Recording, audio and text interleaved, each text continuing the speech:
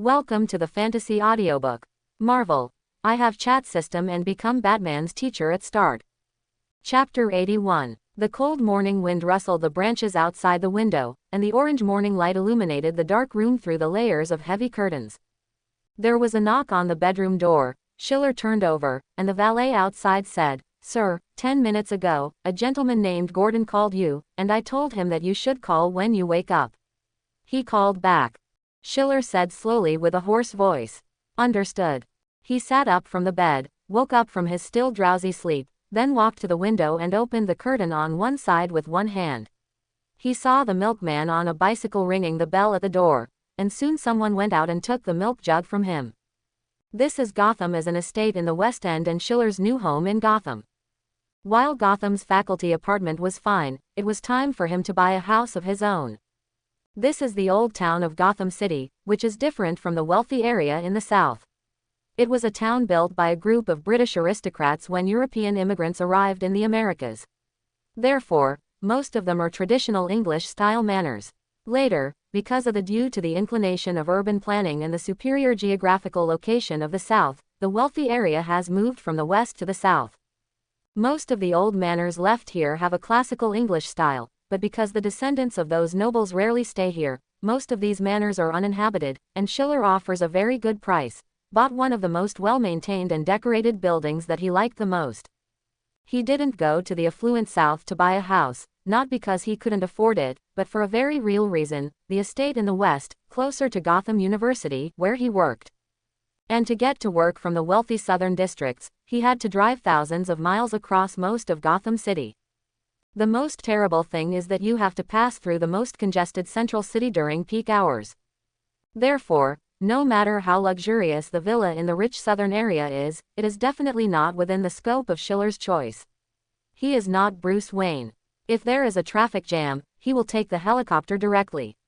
He doesn't want to spend most of the day in on the way. There is another advantage of choosing the old-fashioned manor in the West area. There are fewer people here, it is relatively quiet, and there are no cars coming and going in the morning. Schiller can sleep peacefully on the rest day. The most important thing is that it is very far from Wayne Manor, and it is also very far from the mountain where Bruce wants to build the Batcave in the future. If Batman is hit by the Joker in the future, the range blow will not reach him. After a while the valet came in, opened and fastened the curtains, and said, "Breakfast is ready, sir." Schiller nodded, took the glasses case he handed over, put the glasses on, looked down at his watch and said, "When did Gordon call?" "About 25 minutes ago." Schiller glanced back out the window again, then went downstairs for breakfast. Go down the wooden stairs, through a somewhat dark corridor. The dining room is at the westernmost end of the manor building. Walk in down the corridor. It is a semicircular dining room with tall arched windows, hanging on both sides of the window. The dark green silk curtains and the silver tableware on the mahogany table shone with a mysterious luster in the dim light of the morning. The morning light from the arched window fell on the dining table.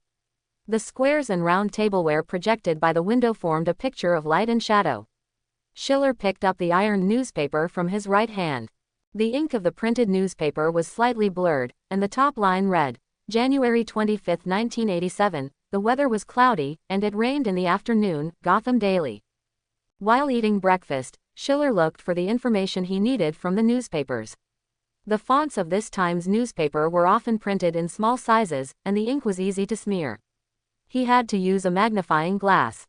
After a while, the valet came in and said, "Mr. Gordon is here." Schiller put down the magnifying glass in his hand and looked up. Gordon was wearing a brown trench coat and a beret. When he walked into the restaurant, he was still chilled and saw Schiller was reading a newspaper. Gordon said, "Have you seen the news today? The Godfather is furious and he won't allow the Mets ship to dock at the Eastern Dock anymore." "I'm seeing this part," Schiller said, pushing his glasses. "I stayed up late last night writing my paper and just missed your call this morning." Gordon took off his trench coat and said, "I don't have anything to do, you know, I'm not busy with work recently. I just wanted to call to congratulate you on your new house. Oh, yes, my gift is still in the car. How about?" "No hurry. Have you had breakfast yet?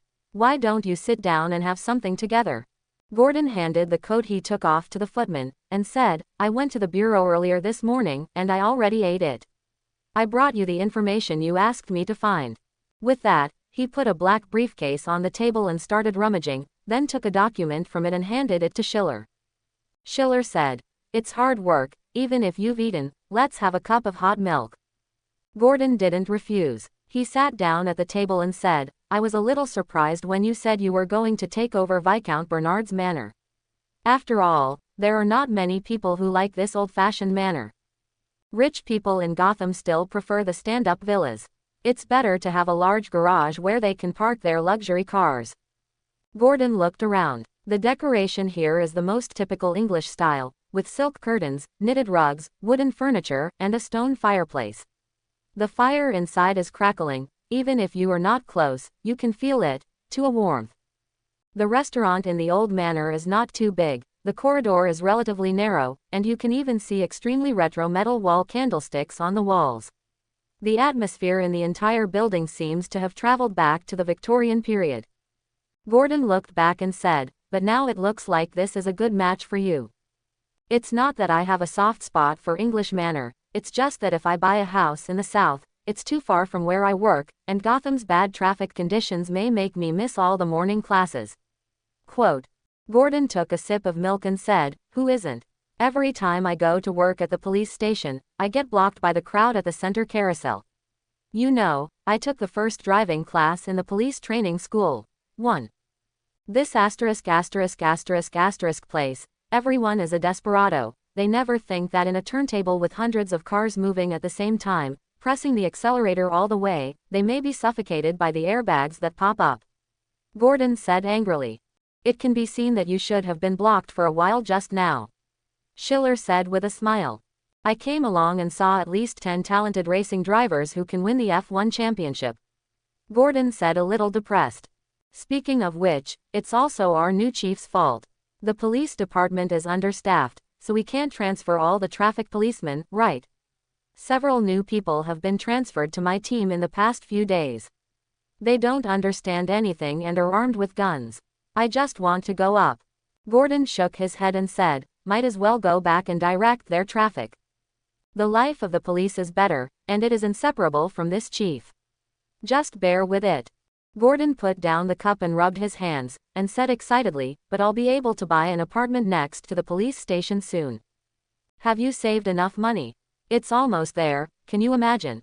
I made $80,000 last week, and even if I don't make that much the next week, if I save a little more, I'll be able to buy an apartment with the full amount." "How come there are so many? There shouldn't be too many cases last week, at most $50,000, right?" Schiller turned to him while eating. Gordon raised his eyebrows and said, "Oh, I forgot, you're not a local. Gotham has to pay protection fees wherever you go, and the same goes for the police. I'm now the head of the field team, under the all cops give me 15% of their income." "So you took it, like a mob boss," Schiller joked.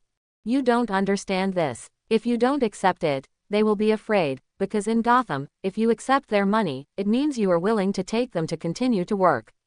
If you don't accept it, they will worry about the business." "Not tomorrow. I heard you're getting married to your fiancée. Is she in Gotham now? When are you planning to have your wedding?" Gordon coughed and said, "She is going through the formalities of job transfer. It is very troublesome to hand over the company in the metropolis. It will take at least a week, but it's okay, I can have some time to give the apartment that I like to. If you buy it, you can give her a surprise." Schiller shook the newspaper in his hand, then said while reading, "Have you thought about what you want for your wedding?" "I'm rich now." "Really, richer than Wayne?" Schiller rolled his eyes and said, "If I had more money than him, you wouldn't see me here. Actually, if I hadn't made so much money, I wouldn't want to get engaged so soon. Maybe I'd be on vacation in Hawaii by now." "I thought you were all year round." "Come on, then I'll go crazy. I have to have a good body and a good mood to survive in this ***** city for a long time." Schiller took a cigar from the humidor on the table, cut it with scissors, and handed it to Gordon. Gordon took it. Then he took one himself, and he let out a puff of smoke and said, "The Godfather is in a bad mood recently, and some daring people want to come and spread wildness on his territory." Gordon stretched out his hand holding the cigar, changed his posture, leaned on the armrest of the chair, sighed somewhat comfortably, and said, "Why did you ask me to check information on the floating population in Gotham? What's the problem? I heard that the people who irritate the Godfather are from the metropolis. Would you be surprised if I said it was trouble following me?" "Of course not." Gordon denied it almost without thinking.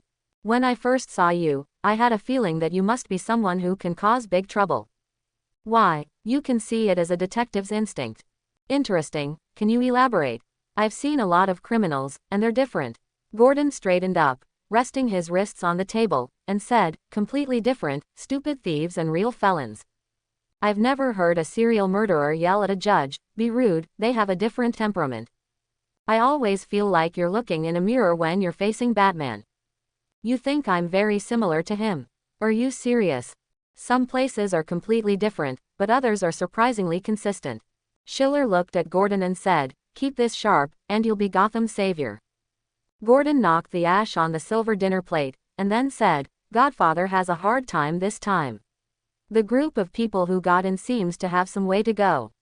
They killed the 2 bartenders of the Falcone family. If the Godfather doesn't catch them in a short time and lose face in Gotham, it's more serious than anything. The gangsters shouldn't dare to provoke the Godfather in a short time, right?" Schiller put down the newspaper and leaned back in the chair. "It's hard to say. Don't underestimate those people. Don't forget, Maroni isn't dead. He made a lot of money in the conflict in the East Side, and he may be planning to challenge the Godfather.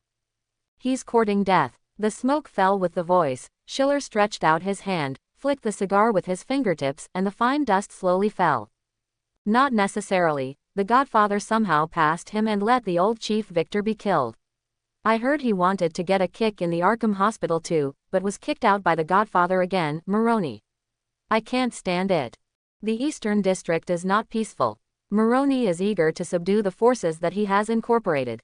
He needs to win the battle to stand up and completely gather the fresh blood he has just absorbed. He dares to use his Godfather to stand up, and Falcone will let him learn." Schiller leaned on the back of the chair, and pulled the collar of his sweater, looking very relaxed. Gordon coughed again, and through the smoke from the top of the cigar, squinting at the reflection on the silver dinner plate, he said, "Maroni is a great man, and the Godfather is old. Are you more optimistic about him?" "No, I instead hope the old Godfather can win. As long as Falcone is still around, Gotham won't be in a mess, and without him, it's hard to say." Soon, Gordon left. After all, he still has work to do. It is his peak season recently. If he works hard for another month, it will not be a problem to buy a villa. After Gordon left, Schiller leaned back in his chair and smoked the entire cigar, the smoke lingering at his fingertips. He hadn't thought so relaxed in a long time. In this crisis-ridden city, he doesn't even have a cigarette break if safety is not assured. Before that, Schiller never thought about buying a house and didn't need a home, because he was not a Gotham, he came from a country with the safest order in the world. Accompanied by the burning of the cigar, the smoke that is several times thicker than the cigarette wafts into various elusive abstract shapes, which reminds people of countless associations. In the psychedelic and sweet smell, Schiller began to recall. He couldn't remember whether he was shocked or excited when he first encountered a shooting in Chicago after leaving his hometown. He only remembered that when the plane crashed, in the memories of his life accompanied by weightlessness and lack of oxygen, the treacherous waves he had participated in for half his life blurred into a fog, just as they wished, when these memories dissipated with death, countless secrets be buried forever. If there really is a asterisk in this world, Schiller thought, then this great being who can give people another life really knows him well. Gotham is the sewer of evil in the world, and good people will not be flushed down the sewer. Schiller looked at the top of the cigar at his fingertips, where the fire gradually went out, the smoke began to thin, and the illusionary pattern began to slowly dissipate. He knew that when he regained consciousness and learned from the original owner's memory that this was Gotham City, the excitement that filled his brain for the first time would eventually destroy all his ambitions for a peaceful life. Or rather, the mundane enjoyment of the dull and mundane, from beginning to end, is just the self-deception of a lunatic who is well versed in self-hypnosis, until he sees the emergence of Batman. As the smoke drifted away, Schiller recalled how he felt when he first used his weak mind-reading ability to touch Batman's heart. Like Gordon said, he felt like he was looking in a mirror. So, He gave Batman the answer he wanted to hear the most, and then almost impatiently, put an end to the boring, dull life that made him hopeless. And now, he's finally become a Gotham citizen, in the winter of Gotham 1987, on the first birthday of his second life. In the afternoon, as the weather forecast in the newspaper said, it started to rain in Gotham. Schiller was sitting in the Manor's study, and the sound of rain outside the window was like the best sleeping pills. On the messy desk, piles of books left undulating shadows under the illumination of the wall lamp, and the reflections of the inkwell in Schiller's lenses appeared particularly bright in the dimly lit room. He was holding a pen and using complex and gorgeous flower body English to write invitations. The customs are almost the same all over the world. When you move, you always have to notify relatives and friends to come over. Schiller plans to invite his few friends in Gotham to dinner this weekend. The rain outside the window is getting heavier and heavier. Some moist air enters the room along the gap of the window. In the light of the light, you can see the tiny water vapor slowly falling on the table. Soon, the part of the desk near the windowsill condenses a lot. The tiny droplets of water reflected the fire from the fireplace behind them, like rubies. The sky was gradually darkening, and the fog colder than the daytime made the glass condense a layer of hoarfrost. Schiller put down the pen, rubbed his wrist, and looked up. Looking at the entire Gotham from this angle, it is no different, but Gotham in the rain is not only more gloomy, but also more quiet, and even makes people feel a little leisurely. In any case, the city of the 1980s was always much slower paced than the information society that followed, and Schiller wrote letters all afternoon and didn't leave the study until the footman came to remind him that it was dinner time. After dinner, Schiller put on his clothes, grabbed his umbrella, and left the house.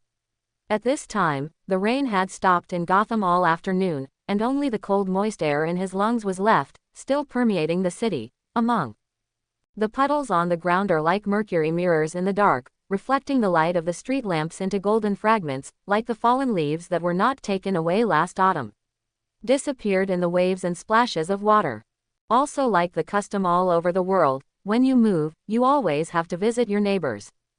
The public security here is not bad, because anyone who can afford to live and maintain such a manor is either rich or expensive. Although it is no longer as prosperous as the wealthy area in the south, the declining old town also has a kind of slow-paced old-school vibes. There is an opera house one street away from the manor where Schiller lives, but there are very few troupes performing here, so it becomes a club for the residents. Schiller walked to the door of the theater. The waiters here were obviously not that professional. When Schiller reached the steps of the gate, they walked forward and opened the gate. Schiller took off his hat and walked in. Although it was a cold rainy night outside, it was very warm inside the theater. Schiller's glasses were covered in mist. He took off his glasses, walked to the front desk, and tapped the table lightly. The foreman, who was dozing off, was dazed for a moment. He raised his eyelids and saw someone. He sat up straight and asked, "Do you have an appointment?" "I am a new resident who bought the Viscount Manor. All the consumption of drinks here today is on my account. God bless everyone." The foreman immediately became enthusiastic and said, "It's you. I just received news yesterday that the largest Viscount Manor has a new owner.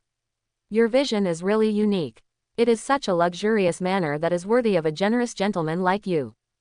Don't worry, when everyone comes out later, everyone will know that you are a gentleman who is easy to get along with." Hearing the compliments that kept coming out of the foreman, Schiller calmly placed a roll of dollars under the bell, and the foreman immediately said, "You don't have to care about the appearance of this building, after all, this is Gotham. The oldest theater, it's normal to be a little shabby, but our service must be the best." As Schiller came down the steps of the theater, he glanced back at what was probably Gotham's oldest theater. It was already full of vicissitudes, and many years ago, it had ushered in one after another. There are also countless actors from well-known troupes who perform here. But now, it has been completely sparse. The old door face is like a stone tablet that records the history of Gotham. It may have been more exciting than those fabricated dramas, but not many people are willing to watch it again. It was late after Schiller returned to the manor, but he still had something to write last night. Thanks to this relatively slow rhythm era, Schiller cannot be wary of any indiscriminate bombardment of text messages or phone calls. He has enough time to read books slowly, find the knowledge he needs from paper materials, and then use them. Pens write them down on paper. Suddenly there was a soft sound behind him, and without turning his head, Schiller said, Gordon came to visit, at least with a present, so what about you? Uninvited bat. Batman's shadow was cast in multiple shadows by the sconces on the wall, and he said, wait until the day.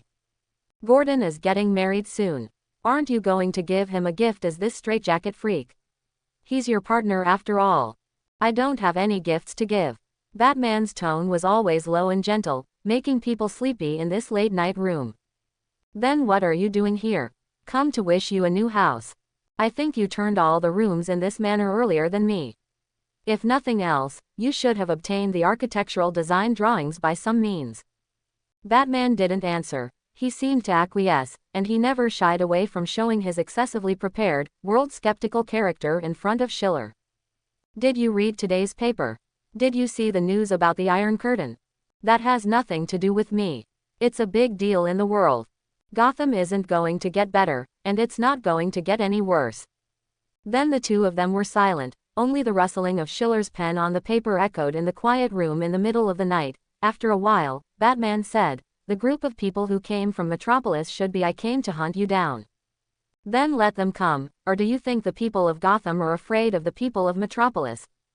Batman was silent again. I guess you had a fight with your butler, right? Batman didn't answer, but Schiller said to himself, there was once such a person who didn't sleep out most of the night to go racing because he had a fight with his dear housekeeper.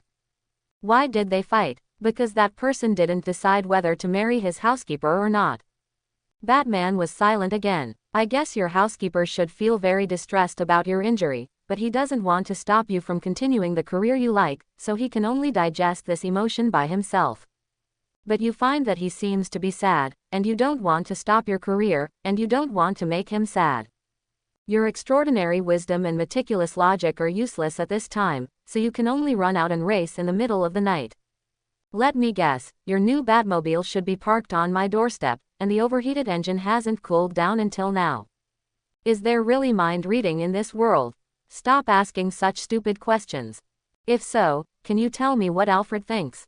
You're a lot more straightforward than that person, but you're right. In addition to family affection, there is also love.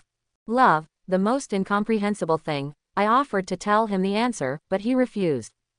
Batman's eyes fell on the ring on Schiller's ring finger, and he asked, are you married? Didn't your wife come to Gotham with you? It seems that you don't really want that answer either. Schiller said. Then go, you might as well go to Gordon to take you in. Stay with me, you will only get the answers you don't want to hear. Batman said. This manor is really good. There are 36 rooms. You sleep upstairs in the East Master bedroom. There are 35 rooms. I won't give you the key. I don't need a key.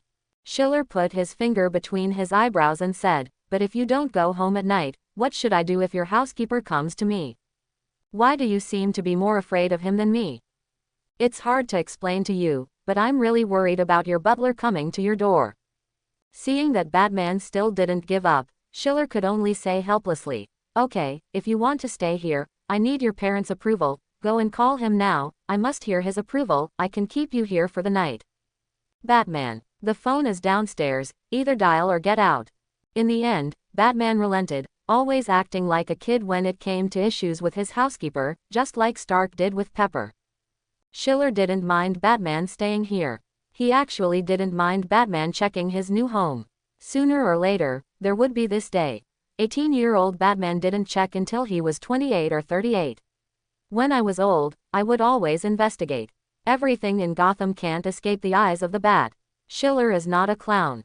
After the meeting, Schiller finished writing his thesis. It was already late at night, and it was already dark outside the window. Only the puddles formed by rainwater reflected distant lights. Soon, the footman alerted him that the phone was ringing. Schiller picked up the receiver, and Batman was standing in the darkest corner of the living room, listening to him speak. Yes, that's right. No trouble. Yes, I know, they always do. I've seen quite a few before. Is it? That's still serious. I have a professional first aid kit here. Oh, yes. You're such a conscientious housekeeper. I think it doesn't matter. Schiller looked up at Batman, and for some reason, Batman felt his heart suddenly go up and down. just like after being called to find his parents, he was tremblingly trying to get rid of the teacher. The only words inferred from the parents were the level of anger after the students. Okay, don't worry, no problem, so be it, tomorrow morning. I think so, okay. Bye. Schiller saw Batman open his mouth and seemed to want to ask something, but in the end he didn't ask anything. Your housekeeper said you were injured, but he should have treated you, Schiller said. After he finished speaking, he glanced at the grandfather clock next to him and said, it's already too late. Your housekeeper said you should go to bed before 9 o'clock. It's already more than 3 hours late. Now take the key and go upstairs quickly. I don't need a key. With the last words left, Batman disappeared. Schiller shook his head, and went upstairs too. Schiller already knew Batman's true identity, so Batman didn't do anything about sleeping in that bat suit. Bruce was in pajamas when Schiller knocked on his door. Normally, Batman in a serious state only sees one chin, but now, Bruce's temperament is completely different from his usual. This is a Batman showing his full face. But it was of no use. He still showed a rather tangled and complicated expression when he heard Schiller admonish him that Alfred hoped that he could rush back for breakfast tomorrow morning. I advise you to go back. If he comes to the door, I will never help you. You must know that the teacher will always stand on the same front as the parents. Seeing that Bruce didn't seem happy, Schiller had to threaten him further. If I do see Alfred tomorrow, then I'll have to talk to him about your academic situation, this time the final exam. Although you barely passed, but your ranking is in the middle and lower, and more importantly, you missed your homework 6 times in a semester, and more than half of it didn't write enough words. I will keep all the homework you handed in.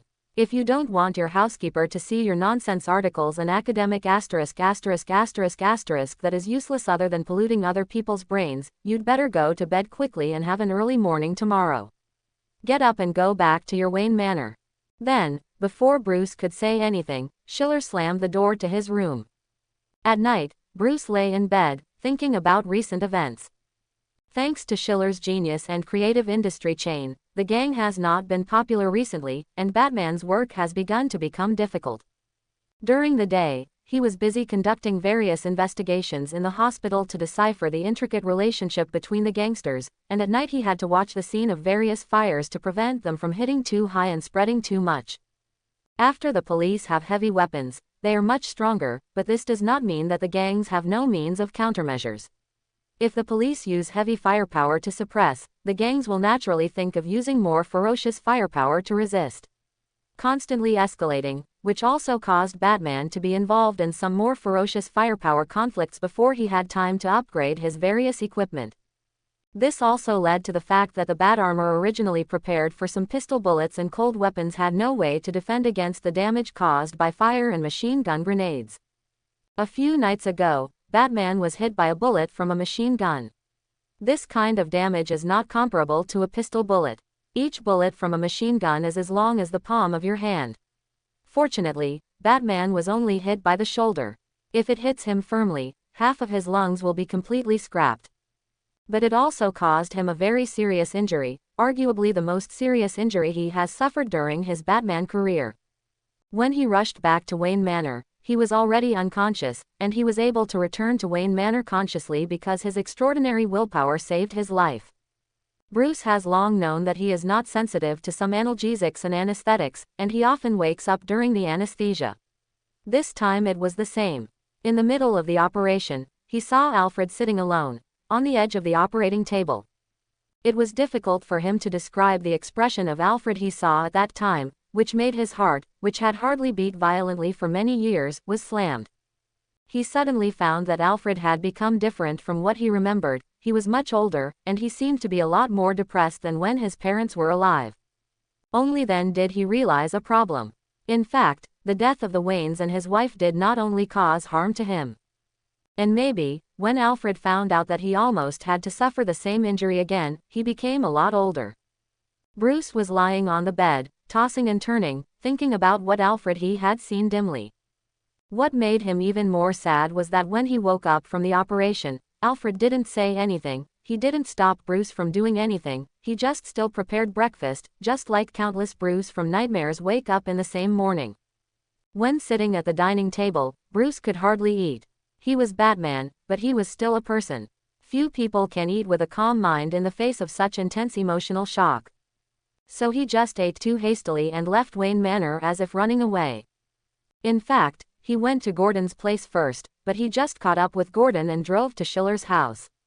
He followed Gordon all the way, and even Batman watched the entire conversation in the dining room. He also saw Schiller smoking a whole cigar in a chair by himself. That kind of professor made him feel unfamiliar. He had never seen Schiller like this.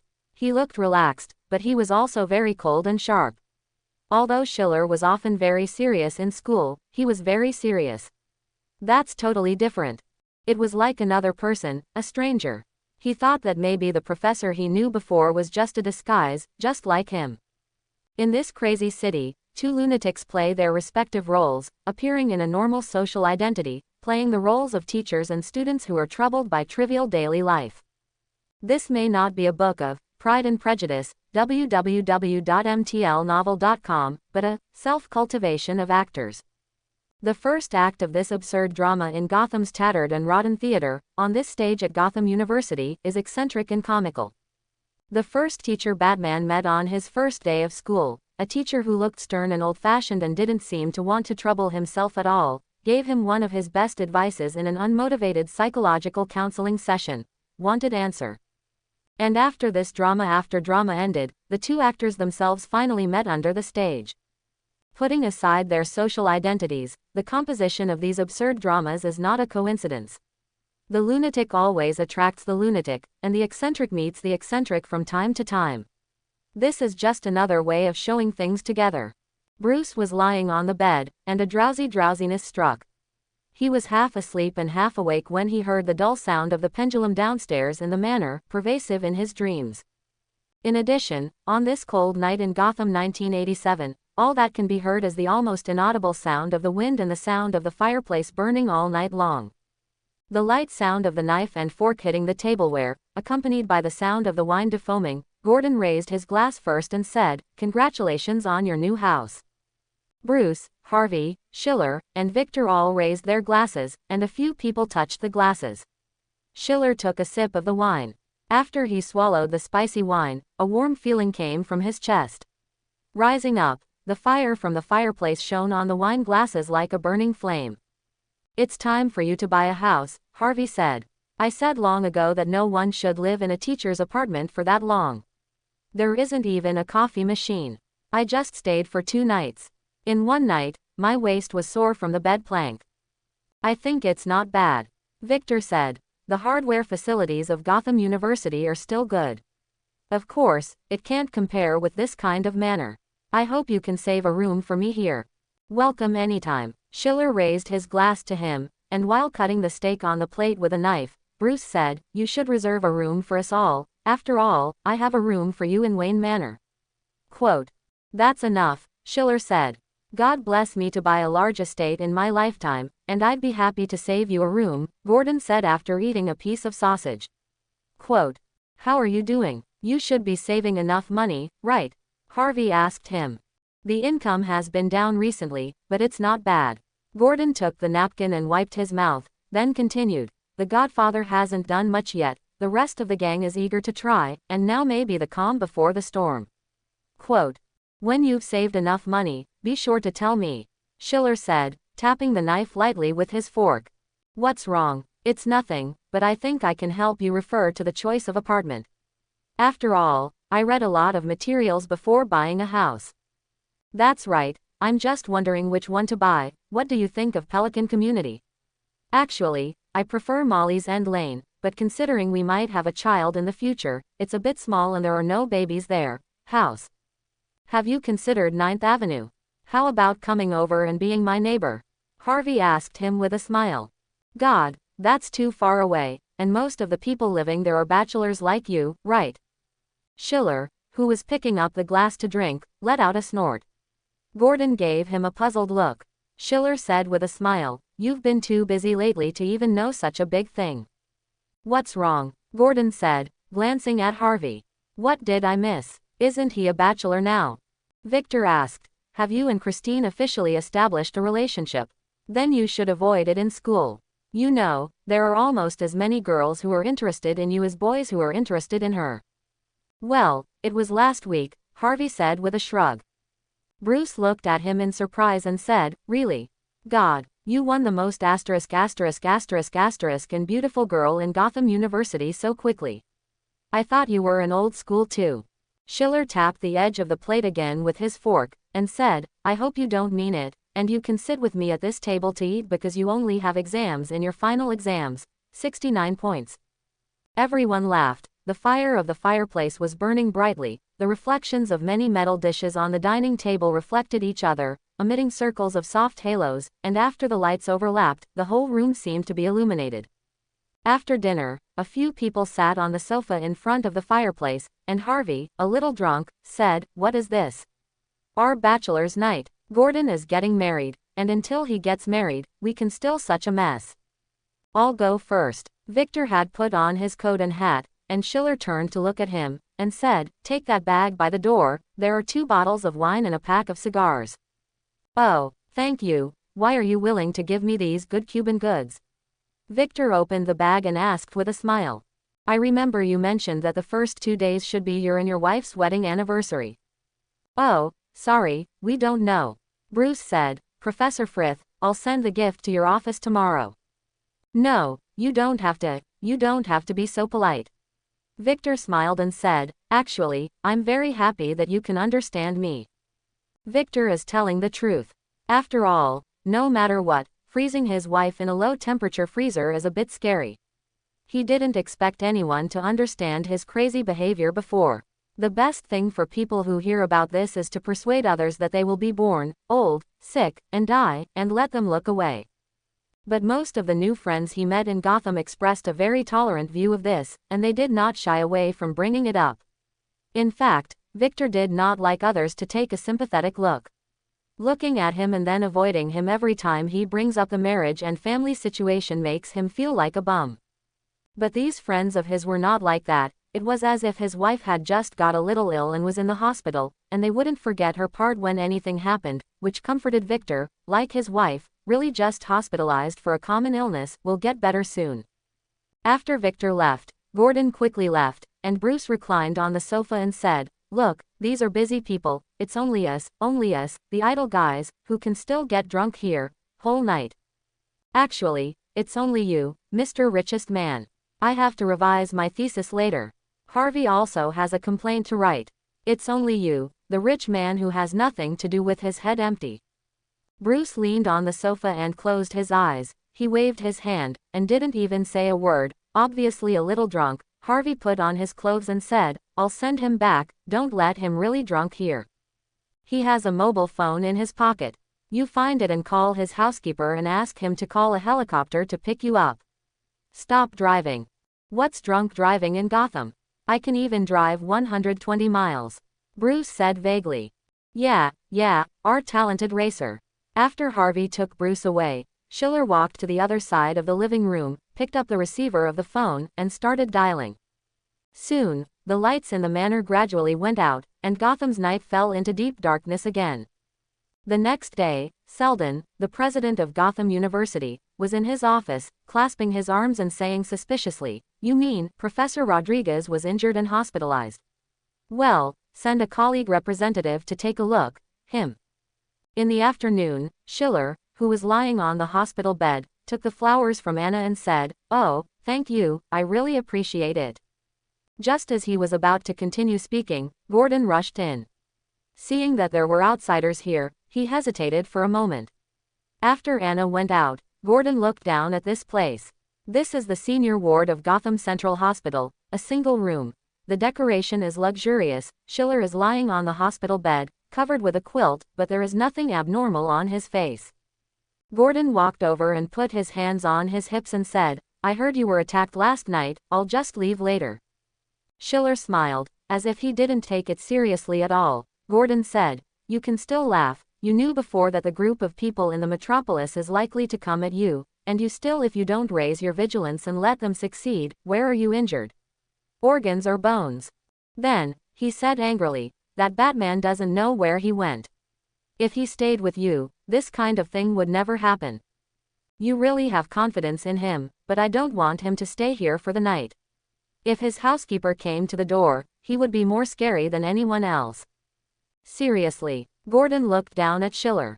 You're really hurt. Why can't I see it at all? He stretched out his hand and glanced at his watch and said, besides, it was already midnight when we left, and it's only after 7 o'clock in the morning. Your wound has been healed so quickly. Even if it's just a knife, it will take at least a dozen hours. Or, is the medical technology of the Central Hospital already so superb? Schiller waved to him, motioning him to take it easy, then lifted the quilt and sat up, stood up directly from the bed, walked to the window and stretched. Gordon's eyes widened, watching him follow him. It's a set of movements that flow like nothing. You're not hurt at all. Gordon exclaimed, I came over in a hurry when I got the news. I'm very touched, Schiller said. Your old pickup can go from the police station to the hospital in just 20 minutes. Did you put a propeller on it or something? I said, I can get the first driving course in the police school. Then Gordon shook his head and said, is that the point? Isn't the point why you're feigning illness? Are you finally fed up with the students at Gotham? Of course not. Ah, well, there is a point, but that's not the point. Do you know how I got the news? This morning, the police station was screaming and screaming because they heard that the Arkham Psychiatric Hospital was temporarily closed because there was no attending doctor. I have never seen them so sad. Yeah, Arkham Psychiatric Hospital is closed. It's not just the police who are sad. Gordon frowned. He was not stupid. After thinking for a while, he said, the gangsters won't stop there. They have tasted the sweetness in this industry. Yes, they are probably more anxious than you now. After all, you have almost saved enough money, and your goal is just to buy an apartment. They are different. Why are you doing this? What good is it to hang them? I am injured, the mental hospital is closed, and a duck when they reach the mouth is about to fly. Then, why am I injured? Why are you? You want to frame the group of people from the metropolis. Gordon finally understood. www.mtlnovel.com, you have to use these gangsters to eradicate that group of people. Once they find out, you will be arrested by the metropolis. The group of people attacked, and that group of people is the culprit behind the closure of the mental hospital, so they will definitely try their best to dig out this group of people and kill them. Quote. Gordon paced the room, saying as he walked, after running for so long, a lot of people have taken the time and effort to put the industry in a mental hospital, and they won't be happy to give up on it. It's like the end of pizza baking. A process they won't be happy to stop. If you're sick, they will definitely find various ways to find out what's going on. The police all know who did it. Those gang leaders have no reason to know. But how can you be sure they're going to have trouble with those guys from Metropolis? Instead of trying to replace you with someone else like before. You're injured, but that doesn't mean the psychiatric hospital has to close. They don't know that this industry is your plan. They might just think, since the doctor in charge is sick, why not just change it? They really don't know, but Falcone knows, and that's enough. I knew, who do they think they are? When the Godfather is old, they can do whatever they want. Then I can only say that they think they didn't die fast enough. In a bar in the Eastern District, a bearded man was holding a cigar. He was the second in command of the Coca gang. The bartender brought a glass of water-cut whiskey over. The bearded man took a sip of wine and a cigarette. They haven't lived through that era, they don't understand. All the Godfather wants is sincerity. He tapped the table of the bar with his fingers and said in a serious tone, he is telling us that if we want to get a share of the pie, we must listen to his orders. Just like what he did many years ago, how he gathered the entire Gotham gang, and then established the 12th clan, those stunned youths will never understand. The man opposite him was a thin man, not as burly as him, and his face was pale and gloomy. He was the head of this bar and a member of the Big Four Comet gang on Elizabeth Street. He smoked a cigarette and said, listen to me. The boss said, you know, our big boss is the first boss of Elizabeth Street, and he used to work under the Godfather. Those **** from the metropolis thought that they had provoked the Godfather, but the Godfather didn't move for a while, but he was afraid of them. They were really naive, and the Godfather wouldn't do it by himself. He doesn't need to shoot himself. Bearded said, now Gotham is no longer the era when the big boss needs to go out and shoot. He's telling me, these gangsters, that although he's old, as long as he's alive, he'll always be the underworld king of Gotham. Thin said. The psychiatric hospital was closed due to the injury of the attending doctor. Only those rookies who have just entered the industry will believe this slander, the attending doctor. What kind of doctor do you need there? Go and cure the stinking problem of Jishwangtu on the street next to him that he trembles when he sees eggs. The thin man and the people around laughed together. The bartender wiped the glass and said, I can't find an attending doctor anywhere. I think I can do it. Anyway, it's just a calculation and writing a medical record there. How can there be any patient to treat? That's why I said, it's all nonsense to deceive ghosts. The Godfather deliberately cut off the industry, so that the gangsters know that if they want to make money with him, they have to be obedient and help him clean up those enemies, otherwise you will never even think about making money. The bearded man took a sip of wine, grinned and continued, this is what Godfather did many years ago. He took 2 poppy plantations and threatened the gangsters in the downstream industry to stab the biggest stab at the time for him, that. Anthony, it's a big business. If you can really hold the products of the 2 plantations in your hands, you will definitely make a lot of money. As you all know, the Frenchman's first day was put away, on the Godfather's desk. They won't live much longer, said the skinny man gloomily. The sissies of the metropolis should go back to their den and get out of Gotham. Go back. They're afraid they won't have a chance to go back, they're dead. On the other side, Schiller said on the phone in the hospital, yes, thank you for your concern, I have nothing to do when I go there. Yes, I just need to cultivate, I really didn't expect. As soon as he put down the phone, the nurse walked in again with a large bouquet of flowers and said, it seems to be from the Lauren family. Let's put it there, thank you, help me take these bouquets away, by the way, they are a little stale. The nurse tidied up the side of the hospital bed. There were flowers and gifts from various gangster families. The nurse couldn't help but remember what they had said in the hallway chatting. Even if the Godfather was sick, there might not be such a big battle. Schiller is in a good mood. He is on paid vacation. In the past 2 days, he has collected dozens of pounds for all kinds of expensive red wine and cigars. I don't know which genius spread the news that he likes to smoke cigars. Go out. So now, there are various precious cigars worth millions more in his manor. The idea of pretending to be sick actually came from an epiphany that he had one morning. In fact, there is no need for other people to remind him. Schiller also knows that the people who come to the metropolis must be directed at him. Before death, Nell took money from his employer to kill him, but he persuaded him to go back. The people behind the scenes would definitely not let it go. Maybe because of Death Knell's running orders, he did not choose to hire a well-known killer who would fight alone. I found a gang of gangsters out of nowhere and wanted to fight a team battle. According to common sense, Schiller should start an offensive and defensive war with them at this time. After all, in the style of Gotham, I am afraid that it is too much to find the police.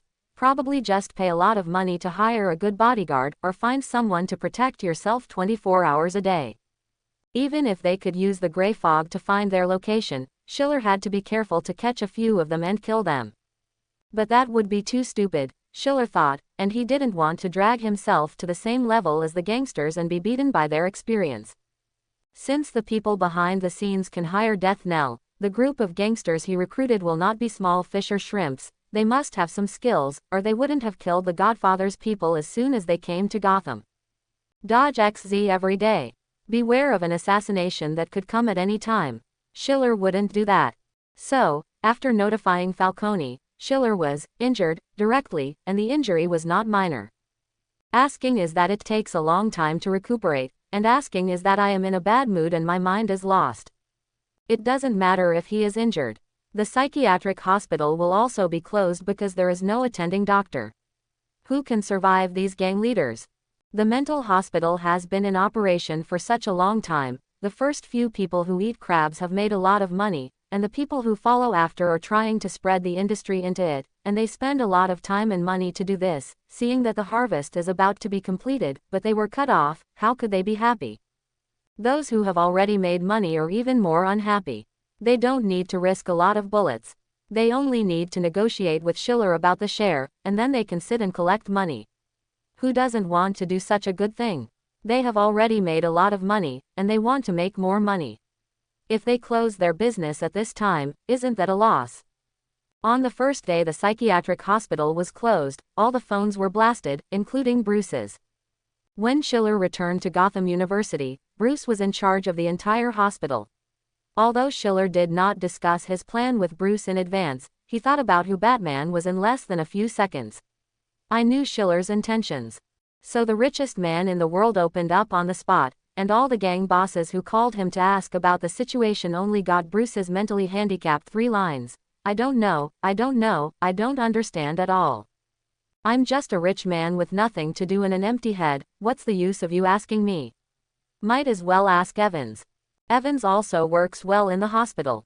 After all, he is the son of the Godfather, and he is naturally in the same camp as the gang bosses, so these leaders can only call Evans again. Evans also expressed embarrassment. He could only tell the gang bosses that it was his father's decision, and he couldn't interfere. Saying this, the gang bosses all understood what kind of assassination was injured. Isn't it the Godfather's method again? They are not stupid, knowing that this is the Godfather warning them, and the Godfather loses face, then no one is better. Those people from the metropolis dare to ignore Gotham's rules like this, while others are watching the fun, then everyone should not even think about making money. The gang bosses felt that this was indeed a warning from the Godfather. If they still want to eat meat together, they should show sincerity. Wherever I am, you will fight. After weighing it for a while, the gang bosses figured out that the guests who come from afar from the metropolis are clearly the junk from the metropolis. Immediately they will find someone for me, and if they find it, they will chop it up directly. In order to continue their profitable business in the psychiatric hospital, the gang bosses had to dig 3 feet into the ground, and they also had to dig out the group of people from Metropolis. There is no need to say more about how sturdy the Gotham gang is, especially when this incident threatens their real interests. All the people involved are frantically looking for and attacking the group of outsiders. Originally, this group of people had already found their target within a few days of entering the metropolis, that is, Schiller. They didn't do it at that time, but out of confidence in themselves, they wanted to arrange the situation until it was safe to do so.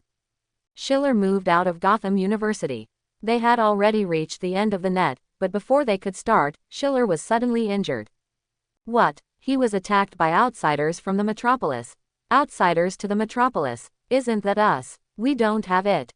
The gangsters from the metropolis are now in a mood like eating shit. After so many years of debut, they have encountered all kinds of strange things, but this is the first time they have been touched. We haven't done it yet. He fell by himself. What does it have to do with us? But obviously, this matter can't be explained clearly. If you want to find evidence to prove that they did it, it is easy to find, but they want to prove that they did not do it. Now that everyone is lying in the hospital, what else do they say? The victim said who moved the hand, that's who did it. Besides, even if it wasn't their hands, the Godfather said yes, that is. Originally, they had already found a place to place the bomb near Schiller's manor, and found a good place to stay nearby, intending to lead Schiller there, but this time it's good, all the gangs in Gotham are here. Looking for them, the place where they originally stayed was found, and they could only transfer the location. Although they beat the Godfather by surprise at the beginning, it was also in the case of a sneak attack. In the past few days, they have witnessed how Gotham's gangsters are fighting with the firepower of a small war. Metropolis, where is this battle? Now the gangsters don't fight each other, but unite to fight them together. Look at the rows of machine guns on the armed chariot, the rocket launchers per hand, and even some rocket launchers from someone who killed them. Who doesn't care about it? You stomp and you numb.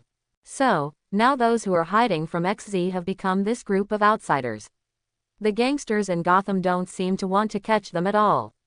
The few places where they hid before were found by these gangsters, and they were directly washing the ground with bazooka. Live, just want the body, not so complete. When it comes to the madness of gangsters, there is no city in the world that can compare to Gotham, and when these maddened gangsters unite and fight a target together, the tragic level of that target can be imagined.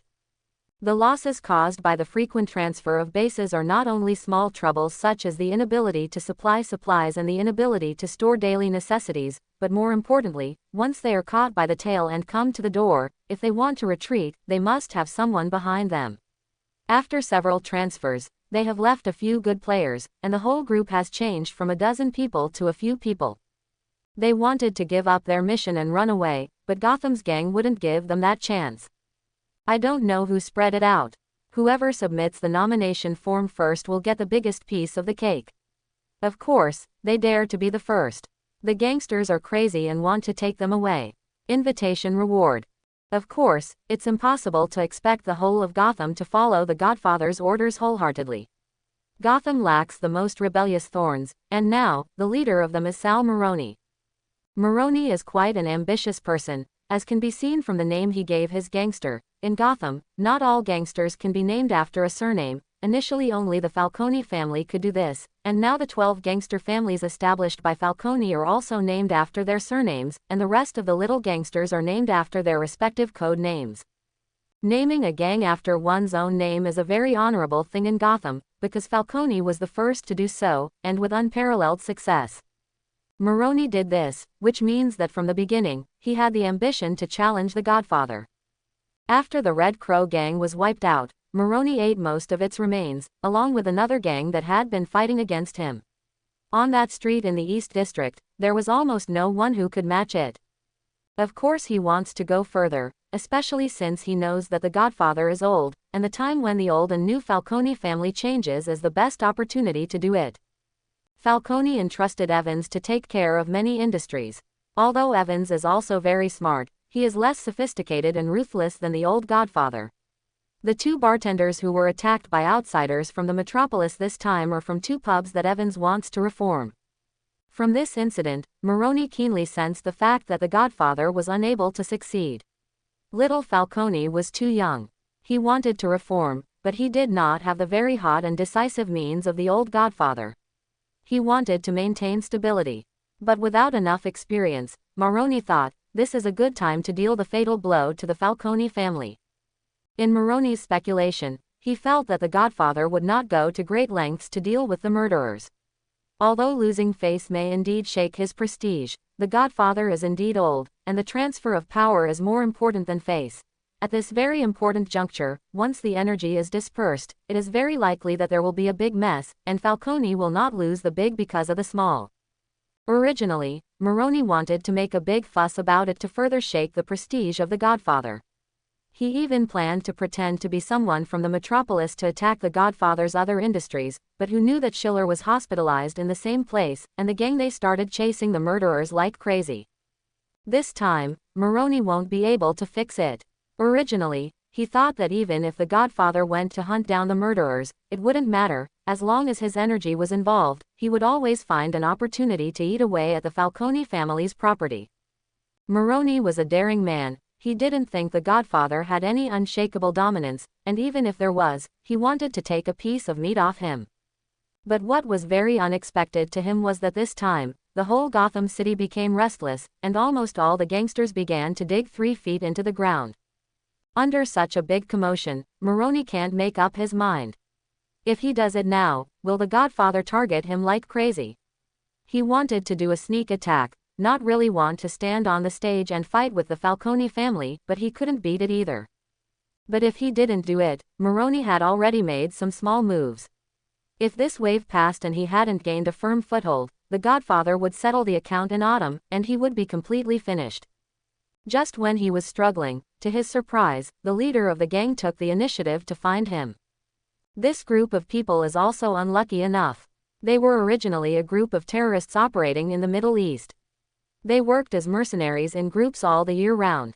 They were originally brought to the East Coast by another order, but they received them from the metropolis, another list. The employer is very generous, so they work very hard, but who knows that Gotham is a ghost place. Even if Satan comes, they are chased all over the city and flee, beaten all over the head, and the dock is also they are all under the control of the gangster family, and they can't get out yet. As a last resort, they can only find the enemy's enemy to cooperate. Even Gordon knew about Maroni's provocation of the Godfather, and of course these gangsters knew that they wanted to make a deal with Maroni. As long as Maroni was willing to send them out of Gotham, they could leave before they left. Solved a problem for Maroni before. Maroni didn't want to do this business at first, but he thought, this group of people can survive under the siege of all Gotham gangsters for so long. I think they have two brushes. With such a group of killers, all he can do is more. Of course, Maroni wouldn't let this group of people assassinate the Godfather. It didn't make sense at all, and this group of people wouldn't do it, so he set his sights on another link in the Godfather's newly developed industrial chain, that is, the police. Maroni knew that the Godfather had made a lot of money from this new industrial chain. If it continued like this, the rule of the Falcone family would still be very stable, and he would have no chance, so he had to get rid of this industry chain, and the private prison model under Falcone's control cannot continue to provide him with so much profit. The police and judges are indeed an important part of this industry chain. After all, they must legally and reasonably arrest people and then try them before putting criminals into mental hospitals.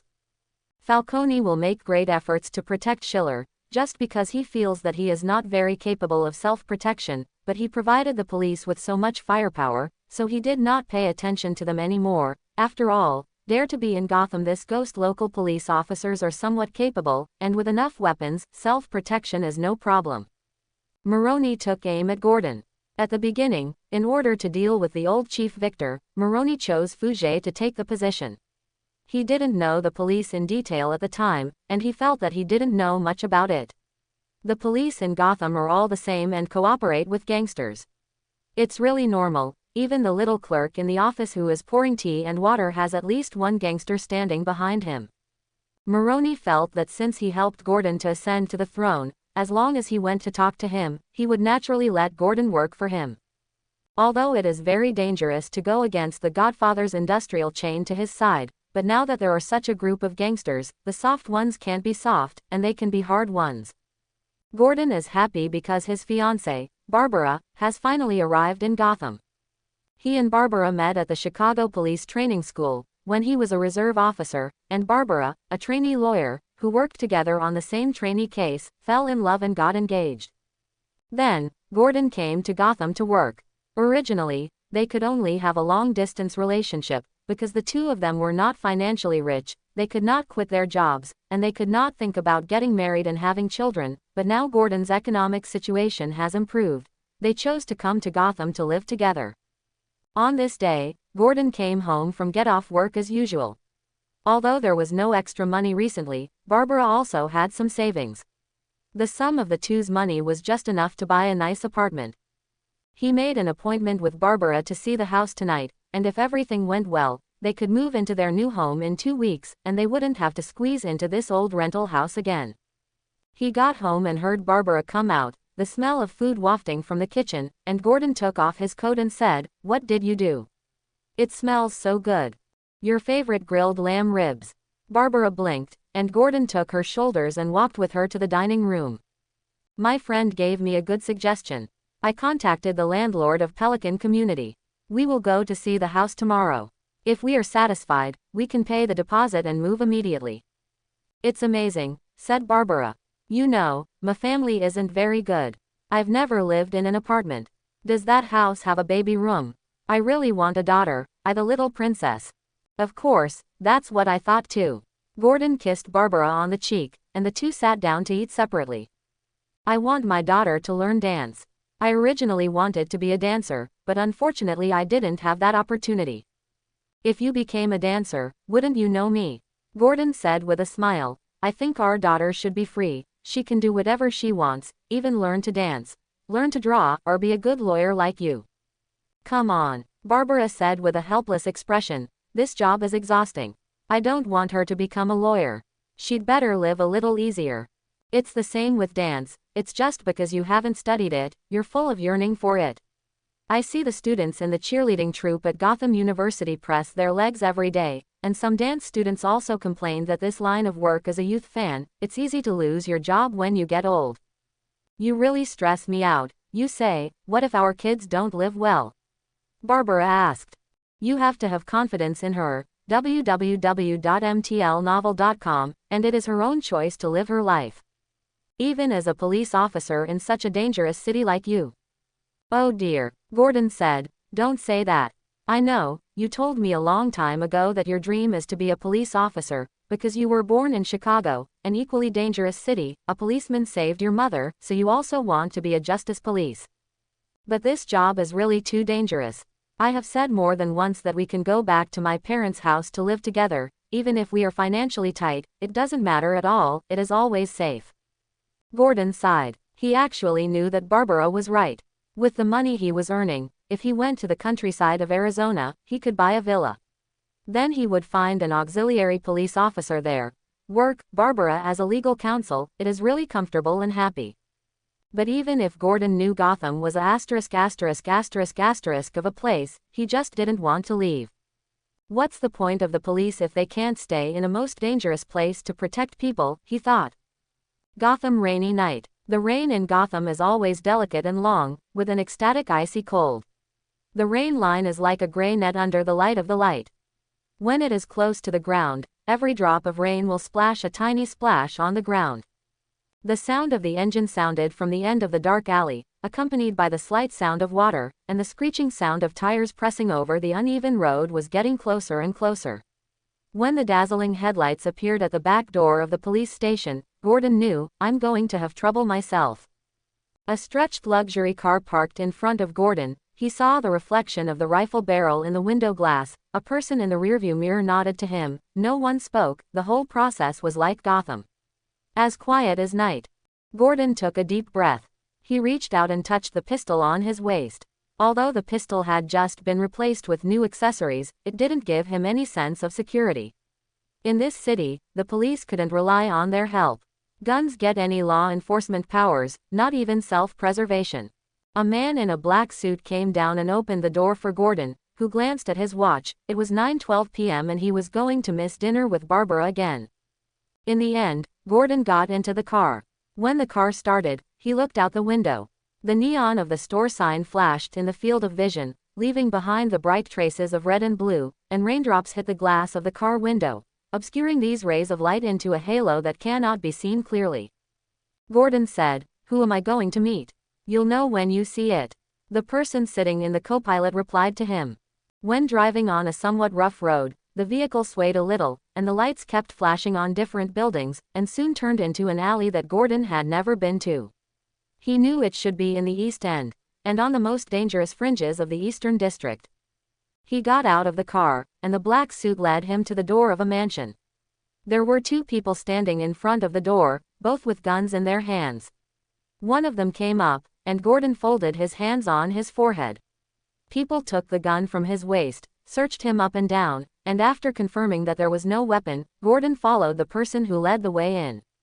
The mansion was luxuriously decorated and brightly lit inside, but there were not many people. Gordon went up to the second floor. As soon as the guide opened the door, Gordon saw a rather burly back. He knew that it was Saw L. Maroney, the new boss of the East End. Maroney turned around. He was not handsome, he looked a bit fierce. The corners of his mouth were always downwards fiercely, while the corners of his eyes were always hanging upwards evilly. He turned the ring on his hand and said, "Sheriff, please take a seat. I would take the liberty to invite you over tonight. I don't even know what's wrong with the current gang members. You are all polite and you seem to be more like a policeman than me." Gordon's reply was very rude, and he did not sit down as Maroney wanted, but stood up straight. Maroney's expression was gloomy, but he didn't seem to mind Gordon's offense when he said, "I'm asking you to come over to have a business deal with you, you know, like what gangsters always talk about, kind of." "I don't do business with gangsters." "Oh," Maroney laughed. "It's quite a novel idea. I've heard some of you say that my offer is not enough, but I've never heard of someone who doesn't want to cooperate with the gang. The truth is, I don't work with any gangsters." "Then why are you involved in the Godfather's business? Your field team should be making money on the line of his private prison, right?" "I'm just being a police officer, and it's the police's job to fight crime," Gordon said. What he said was the truth. Even if he knew that the criminals he caught were only bringing higher water to the Godfather, his own behavior was indeed catching criminals. If this behavior could bring him profits or better, but if not, Gordon will continue to persevere. After all, when there is no business, he also does this, and it is the only way to do it. "My conditions are very simple. As long as you don't have to do anything, you just need to drag it down and find various reasons to stop the people from the field team from going out. Maroney spread his hands and said, "How easy. All you have to do is do nothing, and I'll give you a price you'll be happy with." Gordon said, "I can see that you have been imitating the Godfather, and I have not met Falco under the cabinet, but I know that Gotham has countless of his poor imitators, who think they are gentle, polite, and talkative. Pick your accent, even follow him, with an Italian accent. But it's no use, Mr. Maroney, you're not a Falcone, and Gotham won't have another Falcone, at least for now. Gotham is the Godfather's Gotham, not yours." Quote. Maroney's face darkened completely, because Gordon said his heart disease, he was indeed imitating Falcone, or as Gordon said, there are too many people in Gotham imitating the Godfather. Even though they hadn't even gone to high school, they were still learning Falcone, using all sorts of very refined phrasing, to literally turn a short sentence into a long, difficult sentence with all kinds of complicated grammar. They wear suits and bow ties, have flowers on their chests, and hold pens instead of pistols, like Godfathers. Falcone is like a benchmark in Gotham City. The Godfather's charisma is so strong that all gang leaders imitate him, and Maroney is one of them. When you come to Gotham, you will be very surprised. The gangsters here will not find a gang of kidnappers to kidnap you, but will drive a black luxury car and be silent on a rainy night to your door, and then in a luxuriously decorated room, sitting behind a black desk, dressed in a formal suit, and having a polite conversation with you. They don't look like gangsters, more like a bunch of old-fashioned aristocrats, all influenced by Falcone. It was a shame for Maroney, because unlike the others, he felt that he never succumbed to the power of the Godfather. He felt that he was destined to overthrow Falcone, but he had to admit that he indeed has been imitating the Godfather. And what he imitated was not like that. Maroney was actually not suitable for wearing a suit at all. He did not have the elegant temperament of the Godfather. Even a neat suit could not hide his savagery. But Falcone represents the most glorious era of Gotham gangsters. His every move is engraved with the traces of that boiling era. This kind of temperament precipitated from that golden age, the kind that seems to have everything under control. The power fascinated Maroney. He's full of malice towards the Godfather that he wants to replace, but equally, like everyone in Gotham, is full of visceral respect for the Godfather. Gordon looked at Maroney's silence, and he said, "You know what? Before I entered this door, I knew that the person who invited me must not be your Lord Godfather, even though you are using his favorite model of car and also using his most common way of inviting people." "Really? For what?" Maroney asked. "If I was invited by Falco's cabinet today, then I would not be searched, and I would not be handed over. The Godfather actually doesn't care if I have a weapon on me when I see him, because he has more than you." Much more confident. Maroney could barely hold back his pretense. Every word of Gordon stuck to his heart, and everything he said was the truth. When Falcone asked anyone to talk, he would not hand over their weapons, even if the other party was an outlaw who had killed countless people. He dared to sit behind the table, less than 2 meters away from those people, unarmed, only using language convinces them. But Maroney dared not. How dare he let a well-trained old policeman come within 2 meters of him with a gun? He wasn't sure at all. He had to watch out for Gordon's surprise attack on him, and he didn't even know why Falcone dared to do that. Why is the Godfather so confident that no one he saw dared to do anything to him? Maroney didn't understand this problem from beginning to end. In his opinion, if there is a mistake, all his efforts will be under the sound of gunfire. In vain, he will never give anyone this chance.